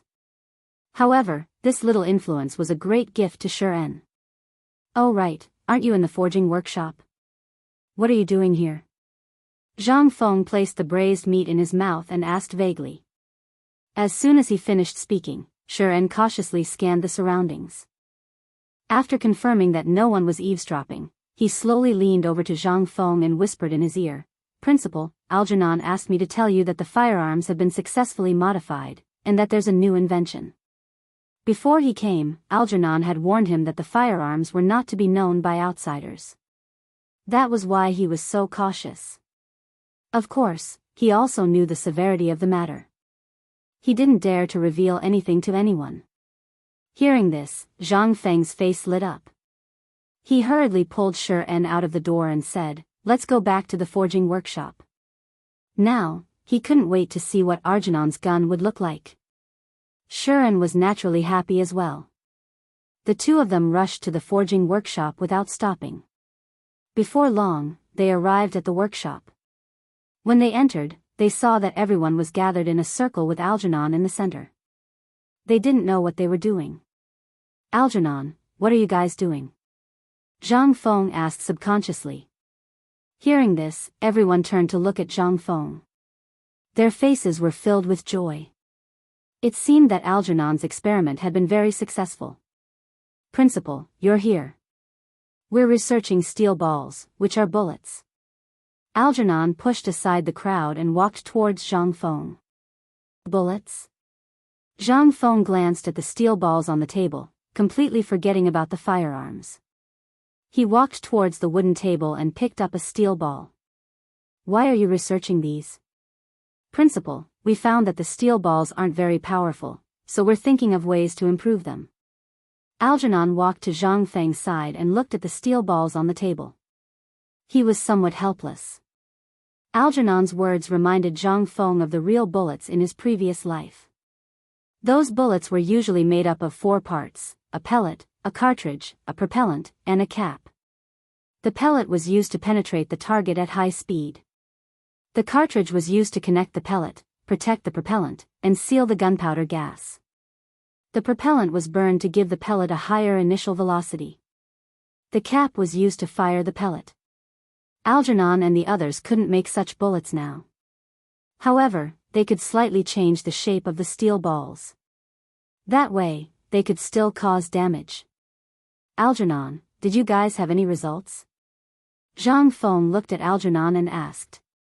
Chapter 1789. "Dean, we've been studying it for a long time, but we still have no idea." Alkinnon frowned and felt helpless. Zhang Feng patted Alkinnon's shoulder and encouraged him. "Don't be discouraged. Have you thought of changing the shape of the steel balls?" He decided to teach them the theory behind the bullets and let them slowly figure it out. Change the shape. Alkinnon's eyes lit up as if he had discovered a new continent. "Dean, what kind of change do you mean?" The dean's words had opened up a wedge in his heart. However, he only had a vague idea, so he decided to ask for clarification. "Think about it. How did a spear stab an enemy? Isn't it because of the sharp tip? If we make the steel balls like a spear and make them sharp, wouldn't the effect be different?" Zhang Feng's gaze swept over the crowd as he tried to entice them. Hearing this, everyone lowered their heads and pondered deeply, their brows tightly knit together. After a while, Alkinnon seemed to have thought of something. He suddenly said, "Dean, your suggestion is good. The sharp tip is much more lethal than the steel balls. Once it's shot, it can easily pierce through armor." Zhang Feng nodded with satisfaction. "You're right. However, this won't do. We have to increase the size of the barrel. Once the sharp-tip bullet is made, it will definitely be longer than the steel balls. Also, gunpowder will need to be added to the bullet and a cap at the base. Only then will it be able to unleash its full power. He knew that Alkinnon was a talent in this field. No matter what he said, Alkinnon would be able to react immediately. Dean, I know what gunpowder is, but what is a cap? Alkinnon looked at Zhang Feng with confusion. The others were also confused. They were helpless. Zhang Feng's words were too advanced. It was normal that they didn't understand. Give me a pen and paper. I'll explain it to you as I draw. Zhang Feng smiled faintly and said to everyone. As his voice fell, one of the men standing outside immediately ran out. After a while, he ran back in with a pen and paper in his hand. He handed the pen and paper to Zhang Feng. Zhang Feng took it and leaned on the table. He glanced at everyone and said as he drew, "Look, this is the pointed bullet we talked about just now. It is made up of the shell, primer, propellant, and warhead. The shell is the outer layer of metal. It can be made of iron or steel, but it must be made into a cylinder. Look at the warhead, this is the tip of the entire bullet and needs to be made into a sharp point. The propellant, this is the gunpowder, needs to be filled in the shell. Finally, there is the primer, which is also the most important. It needs to be installed at the end of the entire bullet, which is also the cylinder, wrapping the entire back of the bullet." After saying that, the blueprint for the bullet was completed. Zhang Feng took the blueprint and handed it to Arkanon. "Take a look. Can you make this bullet?" This was just an overview of the bullet, so it was relatively simple. A talent like Arkanon could understand it with just a few glances. As Zhang Feng expected, Arkanon took the blueprint and looked at it carefully for a while. Finally, he said seriously, "This bullet can be made, but the trajectory of the gun needs to be changed." "Okay." Zhang Feng nodded and rested his chin on his right hand. "This is not a problem. Changing the trajectory will only increase the power of the gun. Take some time to study it." When he thought of this bullet, he already knew that the trajectory might need to be changed. The trajectory changed with the bullet, or in other words, the trajectory needed to adapt to the bullet. For modern bullets like this, the trajectory needed to be slender and flexible. Otherwise, the trajectory would be destroyed in a short period of time. "Okay, Dean." Arkanon agreed and began to study the drawing again. At this time, Zhang Feng seemed to have thought of something. He said to Arkanon, "Oh right, Arkanon, didn't you ask me to come here to look at the gun?" Yes. Look at my brain, I almost forgot." Arkanon patted his head, a little embarrassed. Zhang Feng didn't blame him, because he knew that for a freak like Arkanon who only cared about research, if something suddenly attracted him, he would quickly fall into it. Just like when they were talking about the bullet, everyone was so excited that they naturally forgot about the gun. Even Zhang Feng himself had forgotten about it until now. "Here, Dean. This is the improved gun." Arkanon took the gun from the table next to him and handed it to Zhang Feng. Zhang Feng looked at the gun in Arkinnon's hand with a strange expression. It was not for any other reason, but because this gun was very different from the previous one. Not only was the barrel much longer, at least 10 centimeters, but the body was also slender. He asked with some confusion, "Arkanon, why does this gun look different from the previous one?" "Dean, this is our newly improved gun. It has been lengthened by 10 centimeters and the body has become slender. However, the most important thing is that the accuracy of this gun has increased a lot. Even if you haven't used it before, you won't miss too much." Chapter 1790. Arkanon showed off the gun in his hand. It seemed that he was very satisfied with this product. As soon as he finished speaking, Zhang Feng's eyes couldn't leave the gun in Arkinnon's hand. He took the gun and examined it carefully. After a while, he laughed loudly. Good. Arkanon, I didn't expect you to improve this gun in such a short time." He didn't doubt them because he believed that they had the ability to improve the gun. It was just that the time it took was too short.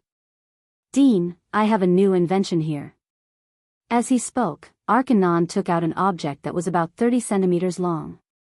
To be precise, it was a 30-centimeter long gun. It was exactly the same as the original gun, just a little shorter. Everyone stared at the miniature gun in Arkanon's hand. They felt a little nervous. This gun was made by all of them and was prepared to be presented to the dean. Now that they had taken it out, they didn't know if the dean would like it. Everyone looked at Zhang Feng with apprehension. At this moment, Zhang Feng's gaze was also locked on the miniature gun. He had already noticed it when Arkanon took it out. However, he found it hard to believe that they could make such a small gun. It seemed that he had underestimated them. Did you guys make this gun? Zhang Feng glanced at everyone and asked. Everyone nodded. Arkanon still looked as if he was handing the gun to Zhang Feng. Seeing this, Zhang Feng reached out and took the gun. He fiddled with it in his hand and couldn't help but smile.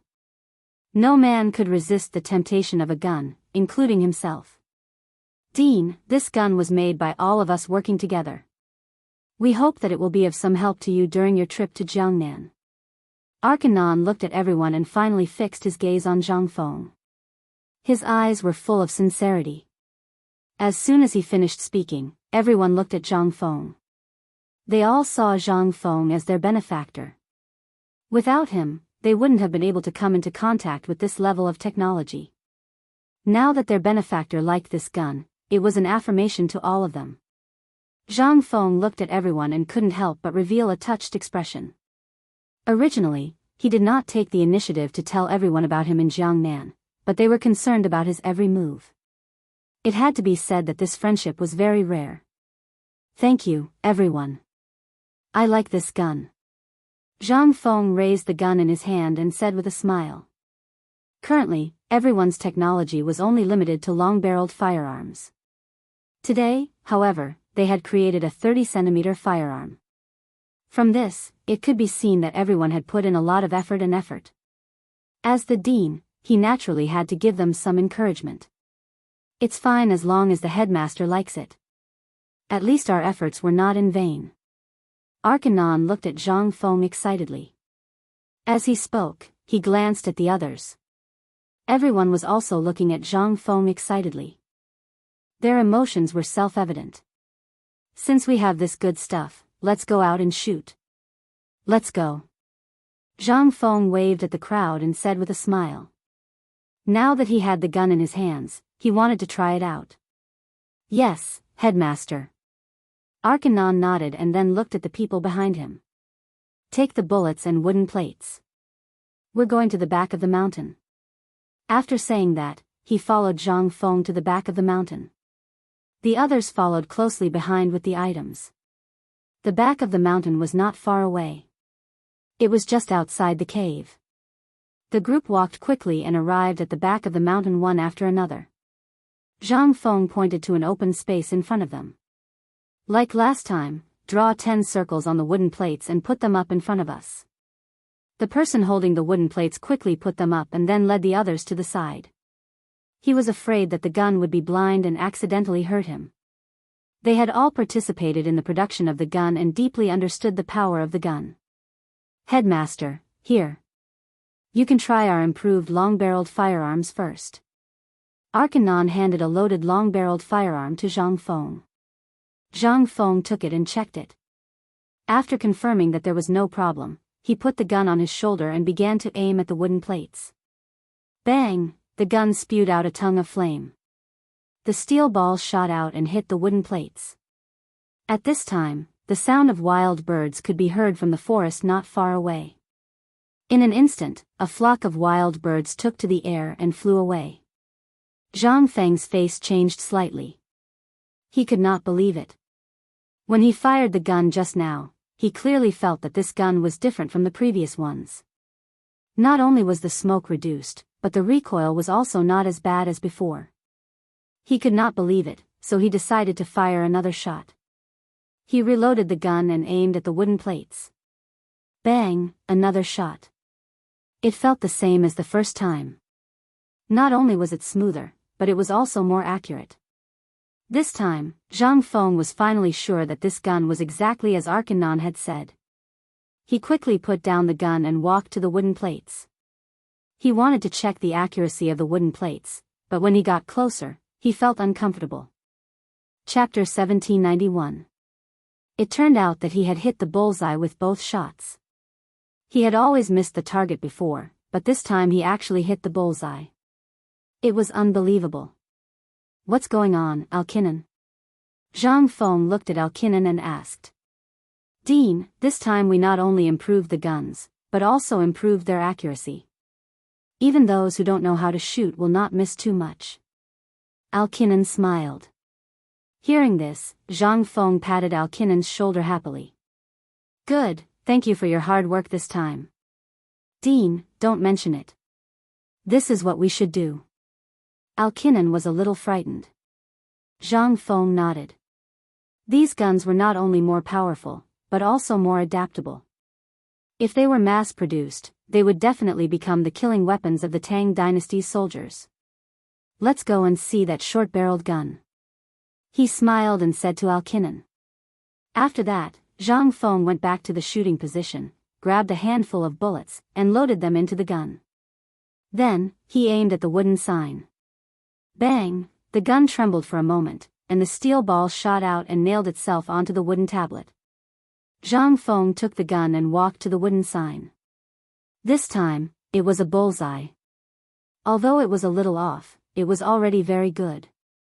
After the experiment with the long-barreled gun, he was not surprised. However, this short-barreled gun was obviously more convenient than the long-barreled gun. It could be used for self-defense. With this gun, this trip to Jiangnan would not be too stressful. He held the gun and played with it. He was delighted. He saw everyone's loyalty and hard work, so he would definitely reward them well. However, these people were stubborn. They were not interested in gold, silver, and treasures at all. How to reward them was difficult for him. Suddenly, an idea came to his mind. Since these people were only interested in guns, then he would do something about them. Although these guns had been improved, they were still not very good. If he gave them the pistols and rifles of the future, they might have an unexpected gain. Thinking of this, Zhang Feng smiled and waved to everyone. Come here, all of you. I have something important to say. Hearing this, everyone moved and surrounded Zhang Feng, waiting for him to continue. You guys did very well this time, so I've decided to teach you guys about another type of gun. As soon as he finished speaking, everyone's faces changed. Their cheeks flushed red in agitation. To them, Zhang Feng was both their benefactor and their teacher. This was because he was the one who gave them the opportunity to come into contact with such advanced technology. Furthermore, he was constantly imparting knowledge to them. This was simply a greater grace than anything else. Now that Zhang Feng said that he was going to teach them about another type of gun, how could they not be excited? Dean, please speak your mind. We are all listening. Yes, Dean. We are all listening. Everyone expressed their stance, wanting Zhang Feng to continue. There were even a few people who took out their pens and paper, ready to record. Seeing this, Zhang Feng did not waste any time. He smiled and said, the type of gun I'm going to talk about is called a pistol. It is similar to the short-barreled guns that you guys make. However, it is more stable than short-barreled guns. It has higher shooting accuracy, longer aiming line of sight, and other advantages. A pistol is mainly composed of a barrel, a grip, a firing mechanism, a sleeve, and other parts. Everyone looked at Zhang Feng with a puzzled expression. They were a little confused. Dean, can you explain in detail? Everyone is a little confused. Arkanon swept his gaze over the crowd and finally fixed his gaze on Zhang Feng, a difficult expression on his face. Don't be anxious. Listen to me slowly. Give me a piece of paper. Zhang Feng smiled faintly and didn't blame them. He asked for a pen and paper and randomly found a stone. He laid down on it and drew as he said to everyone, look at this barrel first. It's used to fire the bullet. It's the same principle as a musket. Next, we'll talk about the grip. This is used to hold the grip. It's designed for the convenience of the hand. The firing mechanism is used to fire the bullet. It needs to use the principle of the firing pin. The firing mechanism needs to use the primer to strike the primer. The sleeve is the container for the firing pin. It uses a spring to move to the rearmost position during firing. The trigger is used to fire the trigger. After that, a sketch of a pistol appeared in front of everyone. Zhang Feng handed the sketch to Algernon and said, "You can treat this as an upgraded version of the short-barreled gun." After Algernon received the sketch, it was as if he had changed into a different person. He could not stop trembling. Beads of sweat could be seen on his forehead. Even his voice was trembling. "Dean, this is a divine item?" After that, he passed the blueprints to the others. Everyone who saw the blueprints trembled with excitement, just like Arkanon. How did the Dean come up with this divine item? This is amazing. They had all participated in the production of short-barreled guns. They knew how difficult it was to make such a gun. They knew that it would be impossible in their lifetime. However, the Dean had drawn it so easily and even explained it so clearly. Chapter 1792. Everyone quivered and looked at Zhang Feng with eyes full of respect and envy. Zhang Feng smiled faintly. "Come, I'll tell you one more." Then, he took out a new piece of paper, glanced at everyone, and started to draw on the rock. "Next, I'll tell you about a rifle. You can think of it as an upgraded version of a long-barreled musket. It consists of a barrel, a case, a trigger, a magazine, a firing mechanism, an aiming device, and a stock. It only has a case, a magazine, and an aiming device.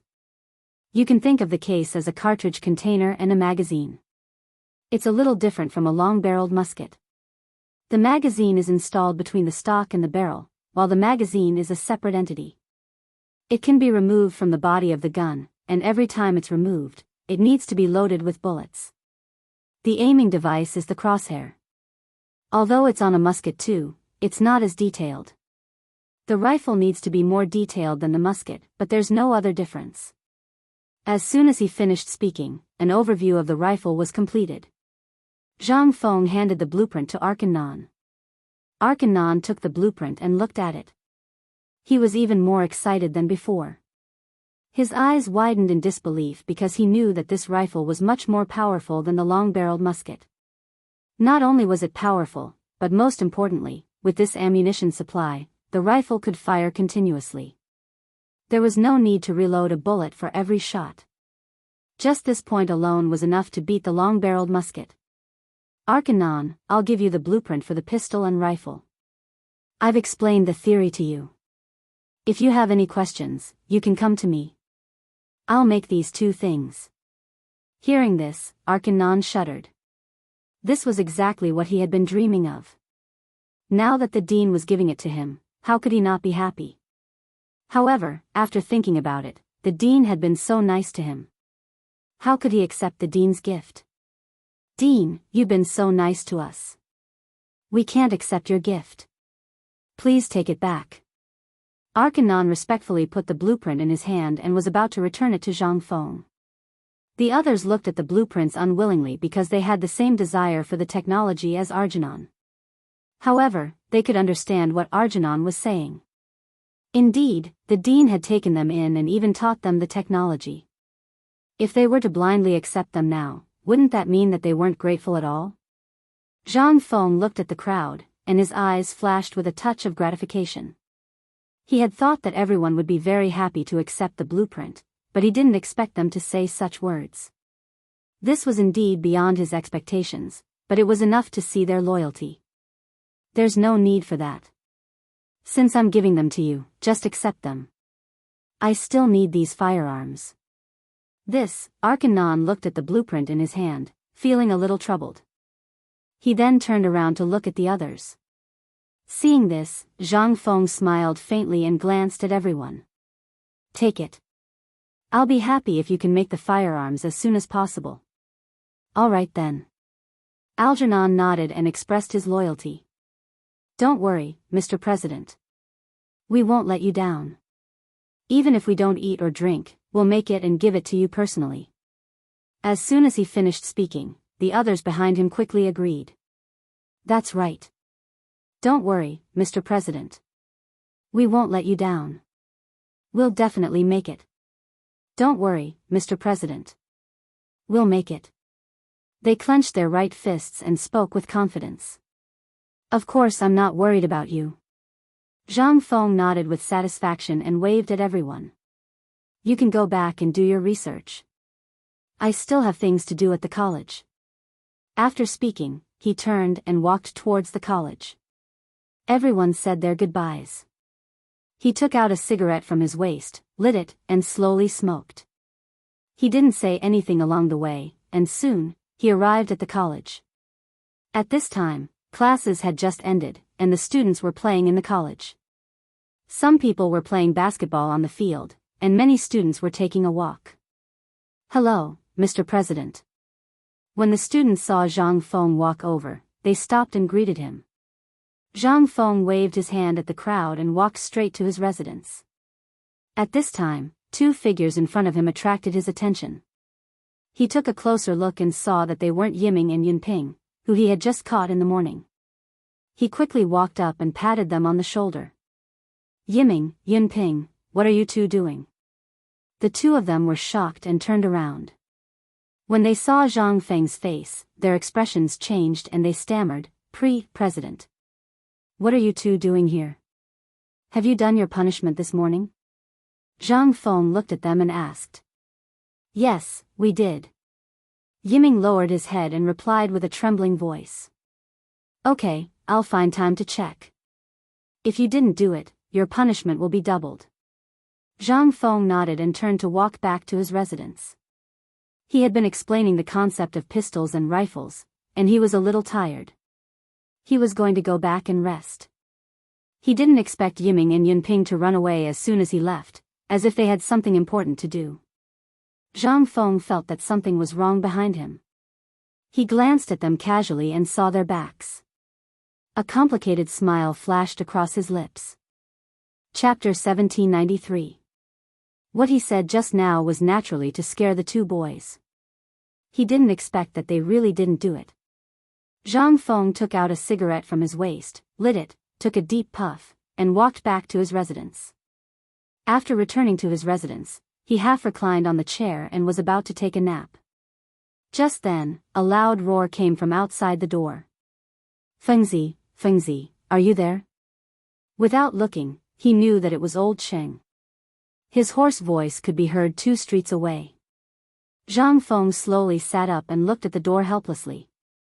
Sure enough, Li Shimin walked in with Cheng Yaojin. I knew you were here. Cheng Yaojin took a big step forward and patted Zhang Feng on the shoulder. Well, if nothing goes wrong, I'll be here in the future. Zhang Feng rolled his eyes at Cheng Yaojin and said unhappily. Fengzi, what's wrong with you? You look like you haven't woken up yet. Li Shimin looked at Zhang Feng and was a little worried. It's nothing. Zhang Feng waved his hand and gestured for the two to sit down. Why are you free to look for me today? He didn't intend to tell them about the forging workshop. Firstly, this thing was a little shocking. If he suddenly told them, they might not be able to accept it. Secondly, he didn't know if Arkanon and the others could make it. If they could, he would naturally tell them in the future. I asked you to come here to drink. What else could it be? Cheng Yaojin pursed his lips, looking as if he was in the right. I don't have time to drink with you. Zhang Feng glared at Cheng Yaojin. This guy only knew how to drink every day. Of course, it's not just about drinking. There's also about Jiangnan. Li Shimin interjected from the side. Jiangnan? Zhang Feng turned to look at Li Shimin and was a little puzzled. What can happen in Jiangnan? Aren't you going to Jiangnan? We just got some recent news in Jiangnan and wanted to tell you about it. Li Shimin smiled. Hearing this, Zhang Feng's interest was piqued. What news? Quick, tell me. Jiangnan was now the focus of his development, so he had to know all the important information there. That way, he would not be clueless in the past. Li Shimin moved closer to Zhang Feng and said with a smile, I heard, cough cough. Just as Li Shimin was halfway through his speech, a cough from outside the door interrupted him. Zhang Feng and the others raised their heads to look outside the door. The coughing sound was rather obvious, but it happened when Lao Li coughed halfway through his sentence. It seemed to be intentional. He wanted to see who it was. Moments later, Yu Shinan, Ouyang Xiu, and the rest walked in with stooped backs. Seeing this, Zhang Feng immediately stood up from his chair and said respectfully, Greetings, teachers. These were all his teachers. They had just come in, so as a disciple, he naturally could not sit. He had to give up his seat for them. Li Shimin and the others also stood up to show their respect. These were all great scholars. They did not have to bow when they were in court, let alone when they were outside the palace. Naturally, they had to stand up to show their respect. Yu Shinan glanced at the people in the room, then looked at Zhang Feng and nodded. No need to be so polite. Sit down. After that, he casually found a chair and sat down.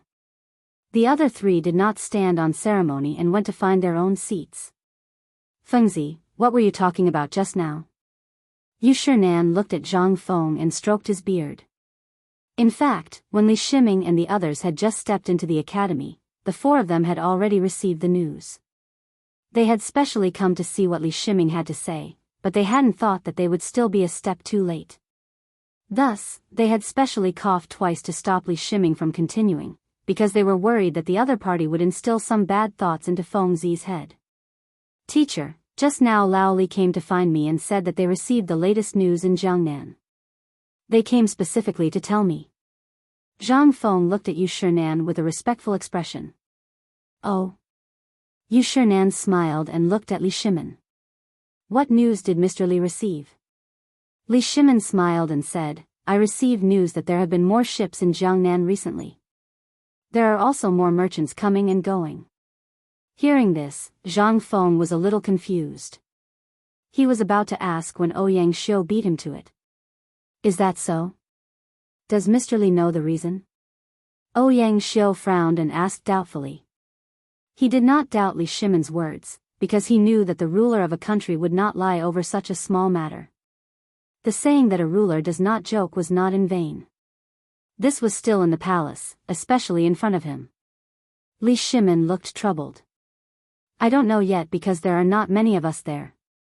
Everyone shook their heads in disappointment. However, Zhang Feng did not think much of it. After all, it was not convenient to communicate at this time. He looked at Li Shimin and asked, Lao Li, is there any other news from Jiangnan? There is no other news for now. I will inform you as soon as there is news. Li Shimin was a little embarrassed. In fact, he wanted to find Zhang Feng to drink today. There was not much news. However, when he thought that he would meet these four old men, he was not in a good mood. It's okay, it's okay. Just inform me if you have news next time. Chapter 1794. Zhang Feng waved his hand and didn't care too much. After all, there was still some time before they went to Jiangnan, and he also understood that Lao Li was being kind. Li Shimin nodded and didn't speak. Qing Yao Jin, who was behind Na Qingxiang, couldn't bear the loneliness and shouted, Now that you're done talking, can we drink? He came to the academy for one purpose, to drink. He didn't care about the things that everyone was talking about. He had waited for so long in vain, and he was already a little impatient. As his voice fell, everyone's eyes gathered on Qing Yao Jin. Zhang Feng was a little dissatisfied. He knew that this guy was brainless and only knew how to drink all day. But now that the four masters were here, how could he drink? Why did he speak so loudly? Yu Shinan and the others were a little disdainful. The Confucians had always thought of themselves as noble and virtuous, including the four of them. They were usually gentle and elegant, unlike this fool in front of them. However, he was still a duke, so they didn't say anything. Li Shimin was different. He was a little angry. Qing Yao Jin was brought up by him, but now he was standing in front of everyone and embarrassing himself? Wouldn't that be throwing his own face as well? He gloomily stared at Qing Yaojin. Don't drink all day. Calm down.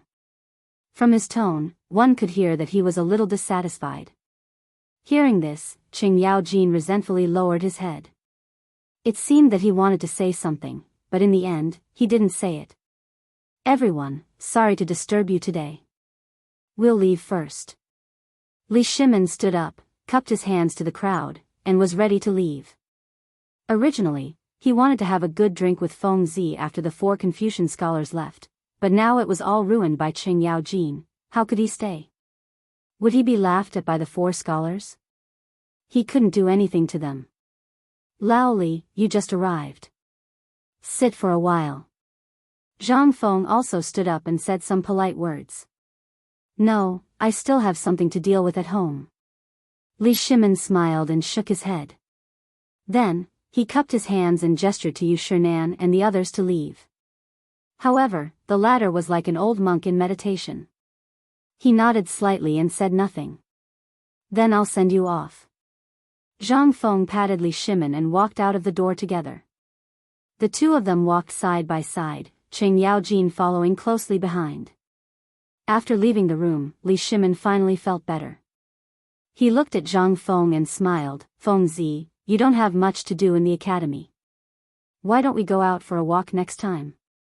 Maybe next time. Zhang Feng replied casually. He still had a lot of things to do in the smithy, so how could he have the time to go out? Unknowingly, the 3 of them had already arrived at the field, where many students were playing. Teacher, suddenly, a voice in front of them attracted their attention. Zhang Feng took a closer look and saw 3 students chatting in front of him. Their backs looked familiar, but he couldn't remember who they were. At this moment, Li Shimin joked, Feng Zi, there are quite a lot of teachers in your academy. Why do you always bump into them? Just now, he met 4 teachers in Feng Zi's room. He didn't expect to meet 2 more teachers as soon as he came out. He was a little curious. However, Zhang Feng didn't think so. He observed carefully just now and realized that the 2 figures were Ma Zhou and Hao Chujun. When did these 2 become other people's teachers? Moreover, why were these 2 guys here? Shouldn't they be studying heat transfer equipment in the laboratory? He was a little puzzled, but more than that, he was angry. It was not because these 2 fellows were here, but because someone had called them teachers. One had to know that not just anyone could be a teacher. Like Master Ma, Master Zhang, and so on in the future, those fellows were all people with undeserved reputations. They used the name of imparting skills to make money. He did not wish for Ma Zhou and Hao Chujun to become such people. Ma Zhou, Hao Chujun. He shouted angrily to the front. Hearing this, the 2 suddenly turned around. They were a little happy because they came to report the results of the laboratory to Zhang Feng. However, they found that Zhang Feng's expression was a little strange. It seemed that he was a little angry. It seemed that he was angry with them. However, they didn't know what they did wrong. They could only timidly reply, "Hello, teacher." "Hello?" Zhang Feng coldly snorted, revealing his dissatisfaction. "How are you nice?" The 2 looked at each other and didn't know how to respond for a moment. Hao Chujun was a little smarter. He took a step forward and trembled a little. "Teacher, we don't know what we did wrong. Please enlighten us." "You don't know?" Zhang Feng's eyes narrowed and coldly snorted. "What did that student call you just now?" Hearing this, Ma Zhou and Hao Chujun let out a sigh of relief. They originally thought that they had made a big mistake that made their teacher so angry. It turned out that it was nothing. "Teacher, that student just now called us teacher." Ma Zhou cupped his hands and smiled. Obviously, he didn't realize the seriousness of the matter. "Teacher?" Zhang Feng coldly sneered. "Do you know what a teacher is?" The 2 lowered their heads and looked at each other. They frowned. Obviously, their teacher's words had a hidden meaning. They didn't dare to answer casually. They could only stammer, "We don't know. Please enlighten us, teacher." Chapter 1795. "Alright, I'll explain it to you today." Zhang Feng glanced at the 2 of them and said solemnly, as a teacher, you have to teach, and answer questions. As a teacher, you have to teach, and answer difficult questions. As the saying goes, a teacher for a day is a father for life. As a teacher, you have to love your students like you love your own children. Students also have to respect their teachers and treat them as their own fathers. Can you do this? We're terrified. The two of them lowered their heads and shivered. Since you can't do it, don't let others call you teachers in the future. As teachers, you have to take the corresponding responsibility. Zhang Feng glanced at the two of them and reprimanded them. Yes, teacher. The two of them still lowered their heads. Their expressions couldn't be seen clearly. Only their trembling bodies revealed the fear in their hearts. Since you already know, you can leave. Zhang Feng's tone softened a little. In fact, he was quite satisfied with these two students. However, they didn't distinguish between the elders and the young. It seemed that they knew they were wrong, so there was no need to hold on to them. He let out a long breath and looked at Li Shiming and the others beside him. He found that the two of them had a dumbfounded look on their faces, as if they had seen something novel. Lao Li, old Chen, what's wrong with you? Zhang Feng waved his hand in front of the two of them, a little puzzled. After a while, the two of them reacted. Qing Yaojin stared at Zhang Feng, his eyes flashing. Feng Zi, how come I didn't know you were so good before? You're so good at teaching students. Go away. Zhang Feng glared at Qing Yaojin in annoyance. His anger had not subsided yet, and this wretched genius was already causing trouble. Old Chen, don't make fun of Feng Zi. Li Shimin finally stood up. He looked at Zhang Feng seriously and said, I think what Feng Zi said just now is right. As a teacher, you should act like one. If you can't bear the responsibility of a teacher, you will only lead the students astray. It's better not to have such a teacher. Zhang Feng smiled and nodded. Lao Li, I didn't expect you to have such awareness. Not bad, not bad. Maybe one day you will become a respected teacher, Li Shimin rolled his eyes at Zhang Feng in exasperation. No matter what, he was still the ruler of a country. How could he become so unbearable in the mouth of this brat? How could he have such awareness? Could it be that he didn't have it before? Of course, he could not say such words out loud. He did not care about Zhang Feng's teasing and continued, Feng Zi, what you said just now was really good. That sentence? Zhang Feng asked subconsciously. He had said so much, so how could he know what the other party was referring to? As a teacher, I preach and answer questions. Li Shimin said as he walked. Hearing this, Zhang Feng smiled slightly with a thought-provoking look on his face. Of course, this sentence was good. This was a selection of the works of Han Yu from the Tang dynasty. However, he did not say it out loud. Even if he said it out loud, no one would believe him. Let's go, I'll send you out. He smiled and waved his hand to signal Li Shimin to go out. Qing Yaojin was a little dissatisfied. Are you in such a hurry to chase us away? He still could not forget about drinking. Then you stay, we'll go drink. Zhang Feng rolled his eyes at Qing Yaojin. He was not worried that the other party would stay, but with 4 teachers around, they would not be able to drink well. Forget it, we'll drink next time. Li Shimin hurriedly grabbed Qing Yaojin, afraid that the other party would make a fool of himself. Then he looked at Zhang Feng. Fengzi, we'll go first. You don't have to send us off. After that, he pulled Qing Yaojin to the door. The latter glanced at him unwillingly. Zhang Feng smiled and turned to walk to his residence. Finally, after sending these 2 guys away, he could go back and have a good rest. However, what he did not expect was that when he returned to his residence, his 4 teachers were still in the room and had no intention of leaving. He had no choice but to go forward and salute. Greetings to the 4 teachers. No need to be so courteous. Come and sit. Yu Shinan stroked his beard with a kind smile on his face.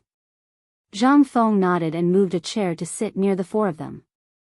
He was quite respectful to the four of them and would not step out of line in front of them. Fengzi, what do you think of Mr. Li and the others? Ouyang Xiu asked. Zhang Feng was startled. He originally thought that the four teachers might teach him some knowledge or how to be a good person. After all, he was about to go to Jiangnan. However, he never expected that they would ask about Lao Li and the others. Because he knew that the four teachers did not like Lao Li very much. Although they did not show it usually, it could be seen from some subtle expressions. Even though he knew this, he still replied seriously, Lao Li is an honest and reliable person. He is tactful and does things in an orderly manner. It's just that his servants are a bit like bandits. Zhang Feng smiled awkwardly, but he was telling the truth. Yu Shinan nodded. You're right. Mr. Li is indeed reliable. It's just that those servants. Chapter 1796. Speaking up to this point, he laughed. He directly ignored Li Shimon's other strengths, leaving only the fact that he was reliable. That's right, other than the emperor, there weren't many reliable people in the world.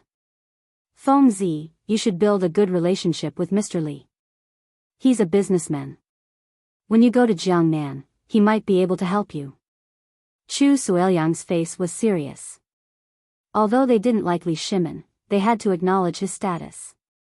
Once Feng Zi went to Jiangnan, his foundation would be unstable and he would definitely need help. Li Shimon was the best help. At the same time, this was the result of their discussion. Yes, teacher. Zhang Feng nodded, looking as if he had learned something. Feng Zi, you can seek their help, but don't rely on them. Remember? Yu Shernan's eyes flashed. He didn't want Feng Zi to get too close to them, but he could still help him. Zhang Feng frowned. He didn't understand. Seeing this, Xueji hurriedly added, Feng Zi, they're businessmen. Everything is more than scheming. You have to get too close to them or you'll fall too deep. Moreover, you're the dean of White Deer College. You have to understand your status. Hearing this, Zhang Feng suddenly understood. So his four teachers were worried that he would be schemed against by them. Who was he to be schemed against by them? Moreover, what did his status have to do with anything? Although this was what he thought, he couldn't say anything that went against his teachers. This student will remember. Zhang Feng replied respectfully. Yu Shinan stroked his white beard, feeling satisfied. Good. You can rest. We'll leave first. With that, he stood up and walked out of the door. The other three glanced at Zhang Feng and followed closely behind. Since his teachers wanted to leave, Zhang Feng naturally couldn't sit still. He stood up and sent them to the door. He bowed. Take care, teacher. Only when he saw the four people's backs getting further and further away did he slowly get up and return to the room, half lying on the chair. To be honest, he really liked talking with his four teachers and the old scholar, because he felt that he could learn a lot of knowledge. It was just that the red tape was a bit cumbersome, and for a young man from the 21st century, it was simply torture. He lit a cigarette, took a deep drag, and slowly exhaled a cloud of smoke. He couldn't help but recall what his four teachers had said. He told him to look for Lao Li and the others for help, but not to get too close and not to rely on them. His teachers seemed to be afraid that Lao Li and the others would take advantage of him. Seeing his teacher's affectionate look, he couldn't help but reveal a trace of sadness on his face. That's right. Which master in the world wouldn't love and care for their disciples? Speaking of disciples, he thought of Ma Zhou and Hao Chu-jun whom he had just met. Did he reprimand the two of them a little too much? After all, the mouths belonged to others.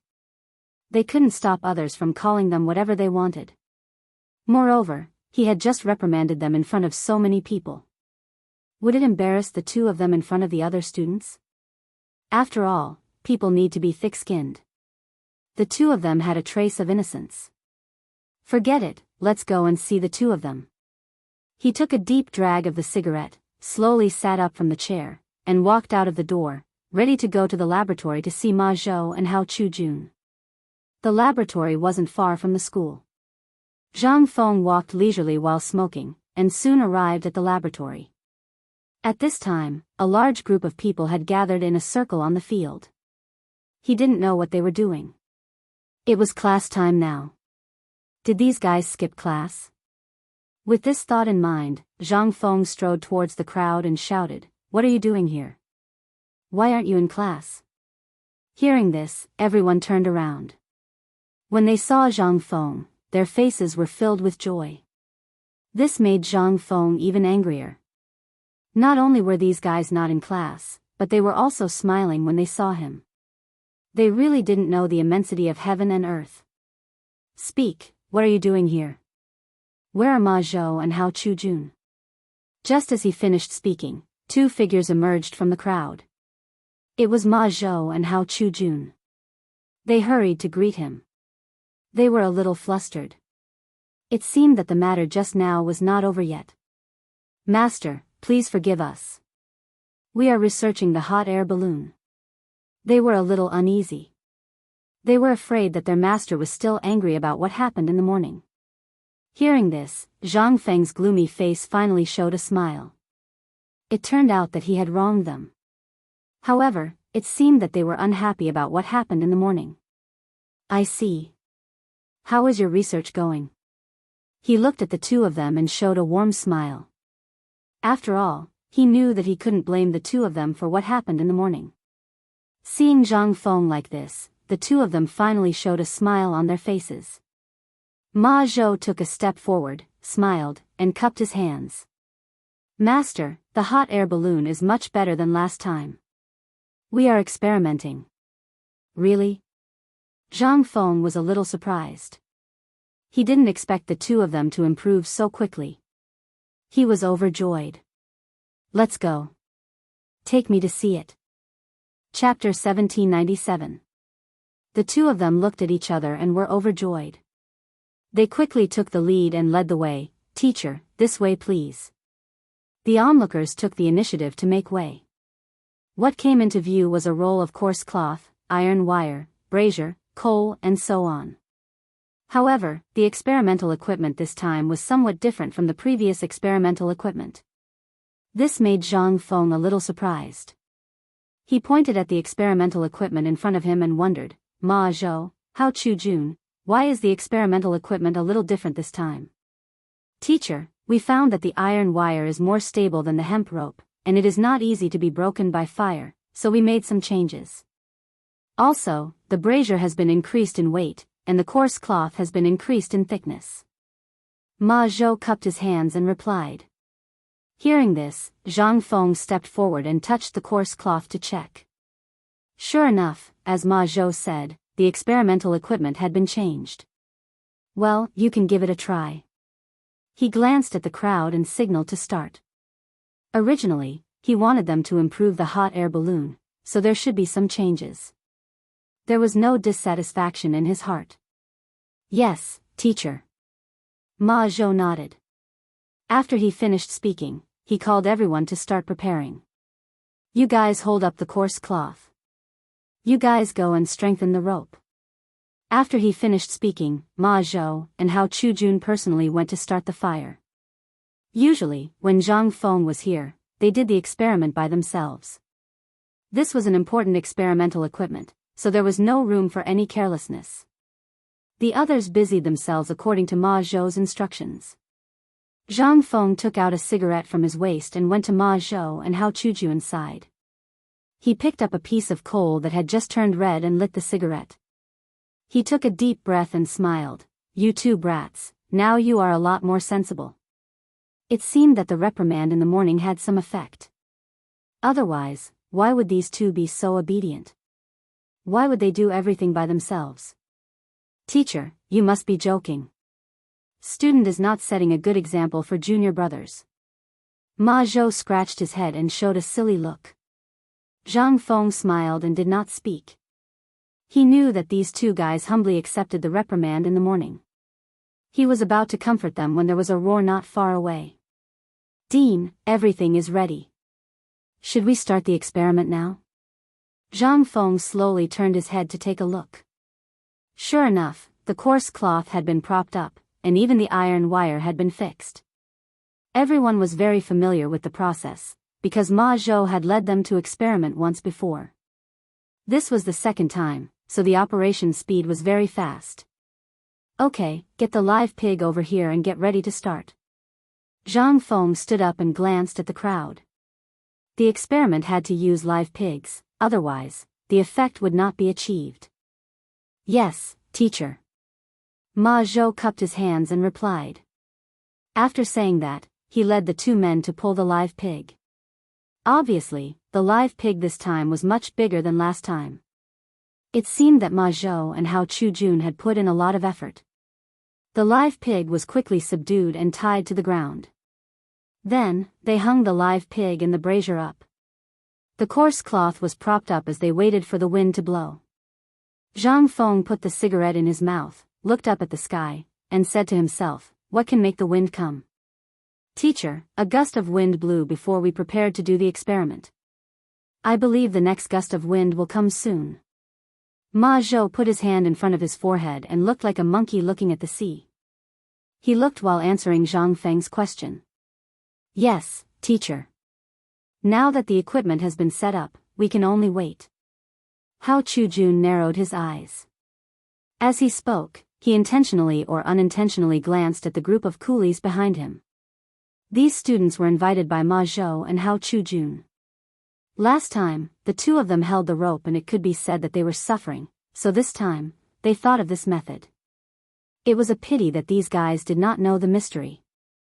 When they heard that they could participate in the Dean's flying experiment, each one was happier than the other. Now, they were holding the iron wire, and their hands were sore. Only they knew how uncomfortable it was. Finally, one of them could not stand it and said with a constipated face, "Dean, what wind is this? I can't stand it anymore." The person who spoke was Pai Ho, who was hung up on the tree last time. He did not see the spectacular sight of the hot air balloon with his own eyes last time. He was a little unwilling, so he followed. He did not expect the iron wire to be so heavy. Zhang Feng took out the cigarette in his hand and glanced back. "How would I know? Ask the person who dragged you here." He very naturally threw the question to the pot. He was really smart. He was secretly happy. It was not that he did not want to say it, but he was not a god. How could he control the air? Pai Ho saw that his questioning was fruitless, so he turned his gaze to Ma Zhou and Hao Chujun. He looked troubled. "Seniors, we can't stand it anymore. Can you put it down first?" After saying that, Pai Ho prepared to put the iron wire in his hand on the ground. Seeing this, Hao Chujun's face changed. He hurriedly went up. "Don't, please don't. What if the wind picks up as soon as you put it down?" Now that he was in front of his teacher, he did not dare to mess things up. Pai Ho was a little embarrassed. Putting it down was not right, but not putting it down was not right either. "Then what do you think we should do? In any case, I can't lift it up. Come, come, come. Give me the iron wire. I'll hold it." Hao Chujun took the iron wire and prepared to take it. Chapter 1798. This made Pihu overjoyed. He quickly handed the iron wire to Hao Chujun and said with a smile, "Here you go." After saying that, he ran to the side to rest. Ma Zhou took a look and quickly replaced the other students. He was afraid that these guys would screw up the experiment. He would be more at ease if he did it himself. Zhang Feng saw all of this and could see that these two people were really concerned about the experiment. It seemed that the reprimand in the morning was indeed serious. He thought to himself, "I'll appease these two later." After a moment, a trace of coldness came from the dry sky. The surrounding leaves rustled and their clothes fluttered. "Teacher, the wind is blowing." Ma Zhou faced the cold wind and was as excited as a child. As soon as he said that, a gust of wind blew and the coarse cloth was lifted. Following the squeals of the live pig, the hot air balloon was blown into the sky. Everyone raised their heads and put their hands on their foreheads. They looked at the flying scene with joy. Zhang Feng was no exception. He held the cigarette in his mouth and half raised his head. The corner of his mouth revealed a trace of a smile. The hot air balloon was blown higher and higher, flying into the distance. They could only see the shadows on the ground and the dissatisfied sounds of the live pig. The hot air balloon has flown far away. Quickly chase after it or we won't be able to find it later. Zhang Feng took the cigarette but that was about to burn out and threw it at his feet. He shouted at the stunned crowd. After saying that, he ran in the direction of the hot air balloon. Everyone looked at Zhang Feng's back and realized something. They quickly followed behind him. The hot air balloon was blown by the gust of wind as if it had an engine. It kept floating into the distance without any intention of falling. Zhang Feng led everyone to chase after it. He was afraid that he would fall behind. This thing had a brazier on it. If it fell in that flammable place, it would be a disaster. In addition, it was still winter and the weather was dry. If it touched a little fire, it would immediately catch fire. Therefore, he didn't dare to be careless. But then again, Ma Zhou and Hao Chujuan's improved hot air balloon was much better than the previous one. Last time, the wind was so strong that the hot air balloon fell after a while. This time, it was amazing. Not only did it not fall, it floated further and further away. Thinking of this, he turned around and glanced at the two of them. Suddenly, he felt that these two fellows were much more pleasing to the eye. "Teacher, what happened to the two of us?" Ma Zhou gasped and asked as he ran. "You two brats want me to chase a kite with you, and you're asking me what's wrong?" Zhang Feng took a deep breath and scolded jokingly. Hao Chujun awkwardly scratched his head. He could tell that his teacher was praising them and not scolding them. It was already not easy for the hot air balloon to become like this. Ma Zhou, on the other hand, was as dumb as a wooden fish. With a troubled expression, he asked, "Teacher, I'm sorry. Why don't you take a rest first and let us look for her?" "Rest my ass. Hurry up and find them. Otherwise, you won't be able to bear the consequences if something happens." Zhang Feng rolled his eyes at Ma Zhou, turned around, and continued to run forward. This disciple was good in every way. Sometimes, he was just a little stubborn and couldn't think straight. At this moment, someone shouted, "Director, the hot air balloon has stopped in front." Hearing this, Zhang Feng stopped and glanced ahead. Sure enough, the hot air balloon had stopped at the edge of the field in front. "Everyone, speed up. Hurry up." With that, he once again took a step forward and ran toward the hot air balloon. The people behind him also seemed to be full of energy and ran forward. Finally, the group of people reached the hot air balloon under unremitting efforts. Fortunately, the brazier had been extinguished, the coarse cloth did not have any traces of burning, and more importantly, the pig was still alive. However, it seemed to have suffered serious injuries as it lay on the ground and kept groaning. Seeing this, everyone's hanging hearts were also relieved. They formed a circle with their knees on their arms, panting heavily as they watched the brilliant results in front of them. After a while, seeing that they had rested enough, Zhang Feng glanced at everyone and said with a smile, "Everyone has worked hard this time. I'm very satisfied with the hot air balloon you made." Hearing this, everyone suddenly raised their heads and looked at Zhang Feng with surprise. They were all students and what they needed the most was the director's affirmation. Today, the director personally praised them, how could they not be happy? Especially Ma Zhou and Hao Chujun. They had just been reprimanded in the morning. To be honest, at that time, the two of them were still a little unhappy. After all, they were reprimanded in front of so many people. Who would want some face? But now, their teacher actually affirmed their work. This made the two of them feel like they had been reborn after a disaster. "Thank you, teacher, for your praise. We will work harder in the future." Hao Chujun looked at Zhang Feng and a trace of determination flashed in his eyes. Ma Zhou clenched his fists and was a little excited. "Not bad, teacher. This hot air balloon still has some flaws. We have made you accompany us for so long. Next time, we will definitely improve." As soon as his voice fell, Hao Chujun rolled his eyes and glared at him. This guy really has a one-track mind. We were clearly talking about happy things. Why did he bring up chasing hot air balloons? Is he not afraid of teacher's anger? Chapter 1799. Thinking of this, he secretly glanced at Zhang Feng. The latter had a calm expression as if nothing had happened. In fact, he had long been used to Ma Zhou's stubbornness. If he didn't care about it, there wouldn't be so much trouble. Zhang Feng glanced at the experimental equipment on the ground and said to Ma Zhou and Hao Chu-jun, "Find someone to transport the equipment back. I have something to say to you." Hearing this, Ma Zhou and Hao Chu-jun's hearts skipped a beat. Was their teacher blaming them for what happened in the morning? But their teacher had already reprimanded them once. Their teacher wouldn't hold it against them. Was it because of the hot air balloon? Yes, it must be because of this. The two looked at each other and prepared to take the initiative to apologize to their teacher after everyone left and plead for leniency. That was the only thing they could do. The two sighed and glanced at the crowd. You can go to class after transporting the equipment back. No one dared to say anything. They could only take the experimental equipment and walk in the direction of the classroom.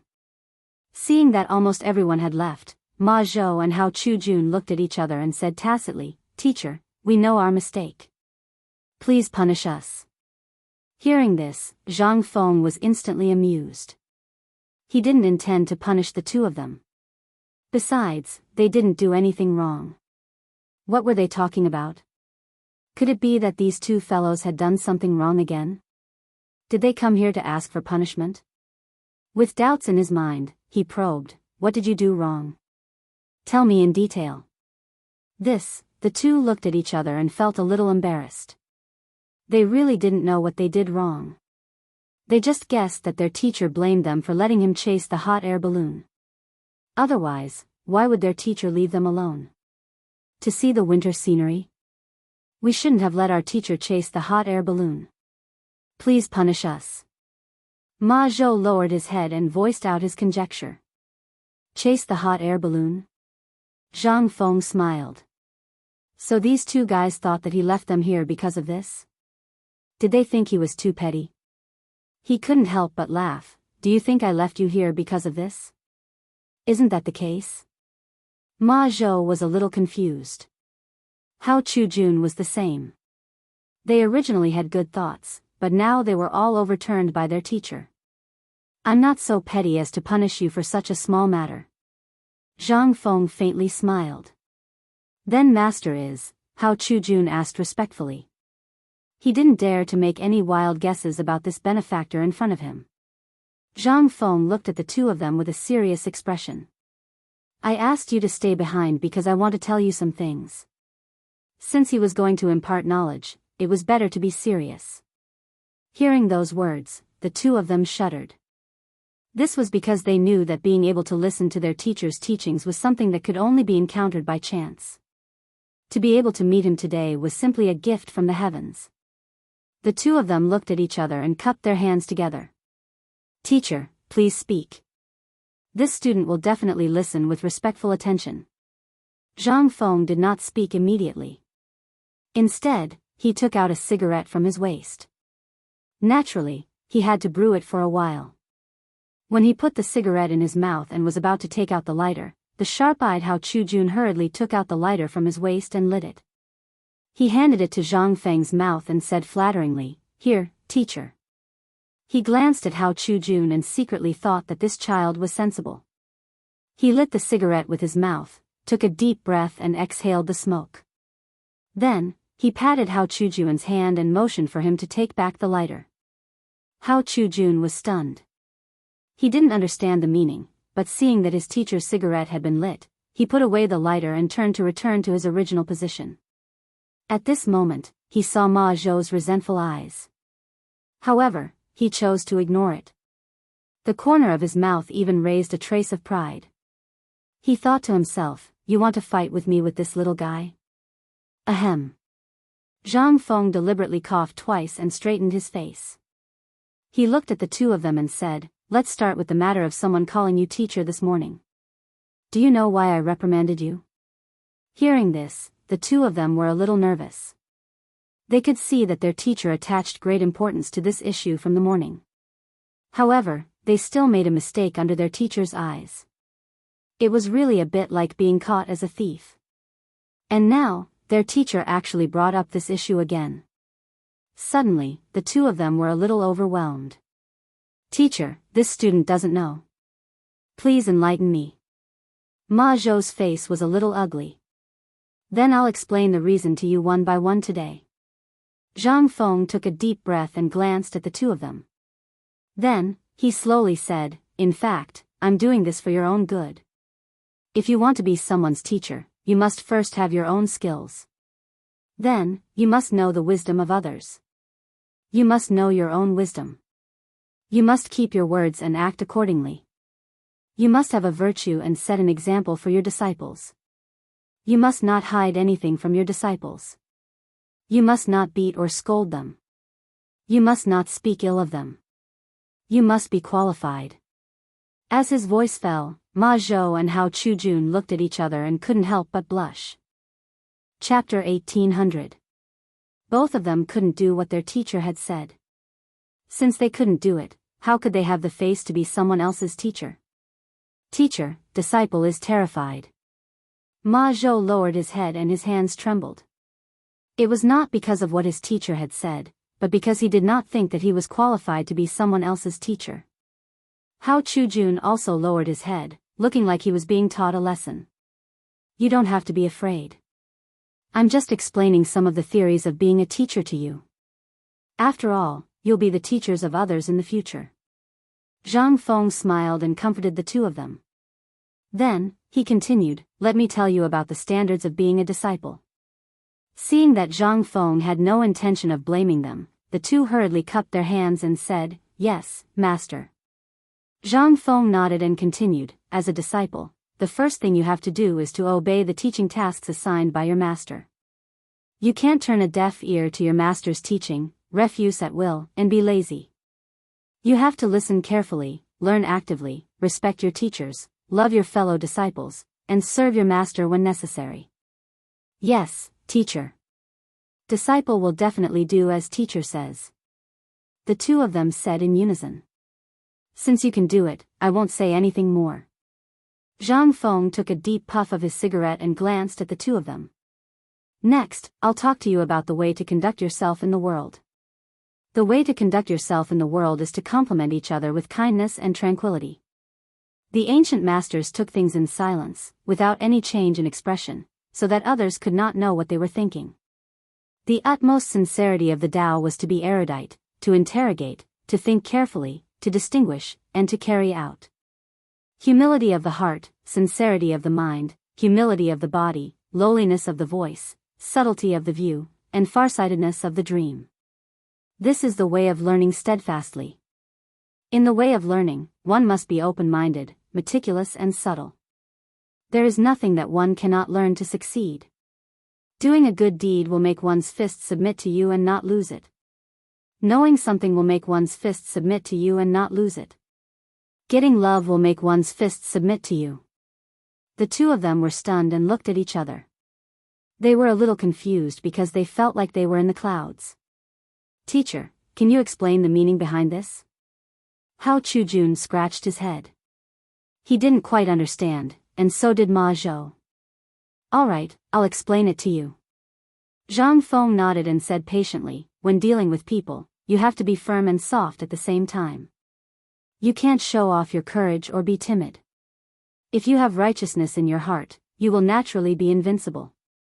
Since ancient times, the masters have always been quiet and expressionless, so that others don't know what they are thinking. The highest level of learning is to be erudite, to ask questions often, to think calmly, and to distinguish right from wrong.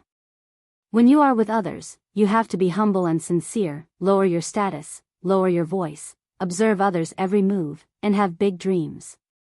This is the way of learning. As soon as he finished speaking, Ma Zhou and Hao Chujun shuddered. This, his teacher's words, were simply words of wisdom. These words seemed to have enlightened the two of them, allowing them to see the light at once. Decades of knowledge seemed to gush out at this moment. They froze on the spot, carefully savoring these words. Zhang Feng looked at the two in a daze and was a little confused. He couldn't help but ask, Ma Zhou, Hao Chu Jun, are you all right? Hearing this, the two of them seemed to wake up from a dream and slowly looked at Zhang Feng. Teacher, what you just said was wise words. I was intoxicated for a moment and couldn't extricate myself. Please forgive me. Hao Chu Jun cupped his hands and his body was trembling. Yes, teacher. I was also intoxicated just now. Ma Zhou looked at Zhang Feng with admiration. His face was full of respect. Good, good, good. Since both of you have been enlightened, I didn't come in vain this time. Zhang Feng put his hands behind his back, looking like a master. Obviously, he was very satisfied with the reaction of the two. He was not bragging, but he really hoped that the two of them could become talents. Everything is almost done. Now I'll tell you about this hot air balloon. Seeing the two of them humbly asking for advice, Zhang Feng planned to explain the principle of the hot air balloon once. Thank you, teacher. We are all ears.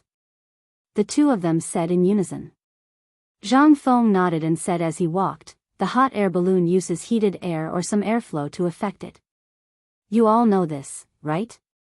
After that, he looked at the two behind him. Seeing Zhang Feng in front, the two of them followed and nodded.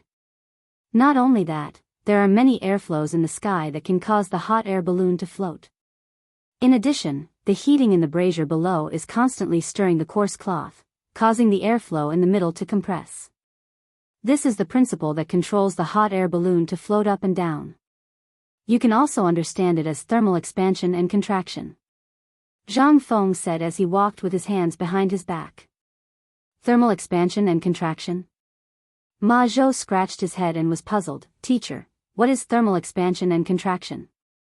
Zhang Feng stopped walking and glanced at the two of them. He earnestly said, thermal expansion and cold contraction mean that when an object is hot, it will expand and contract when it is cold.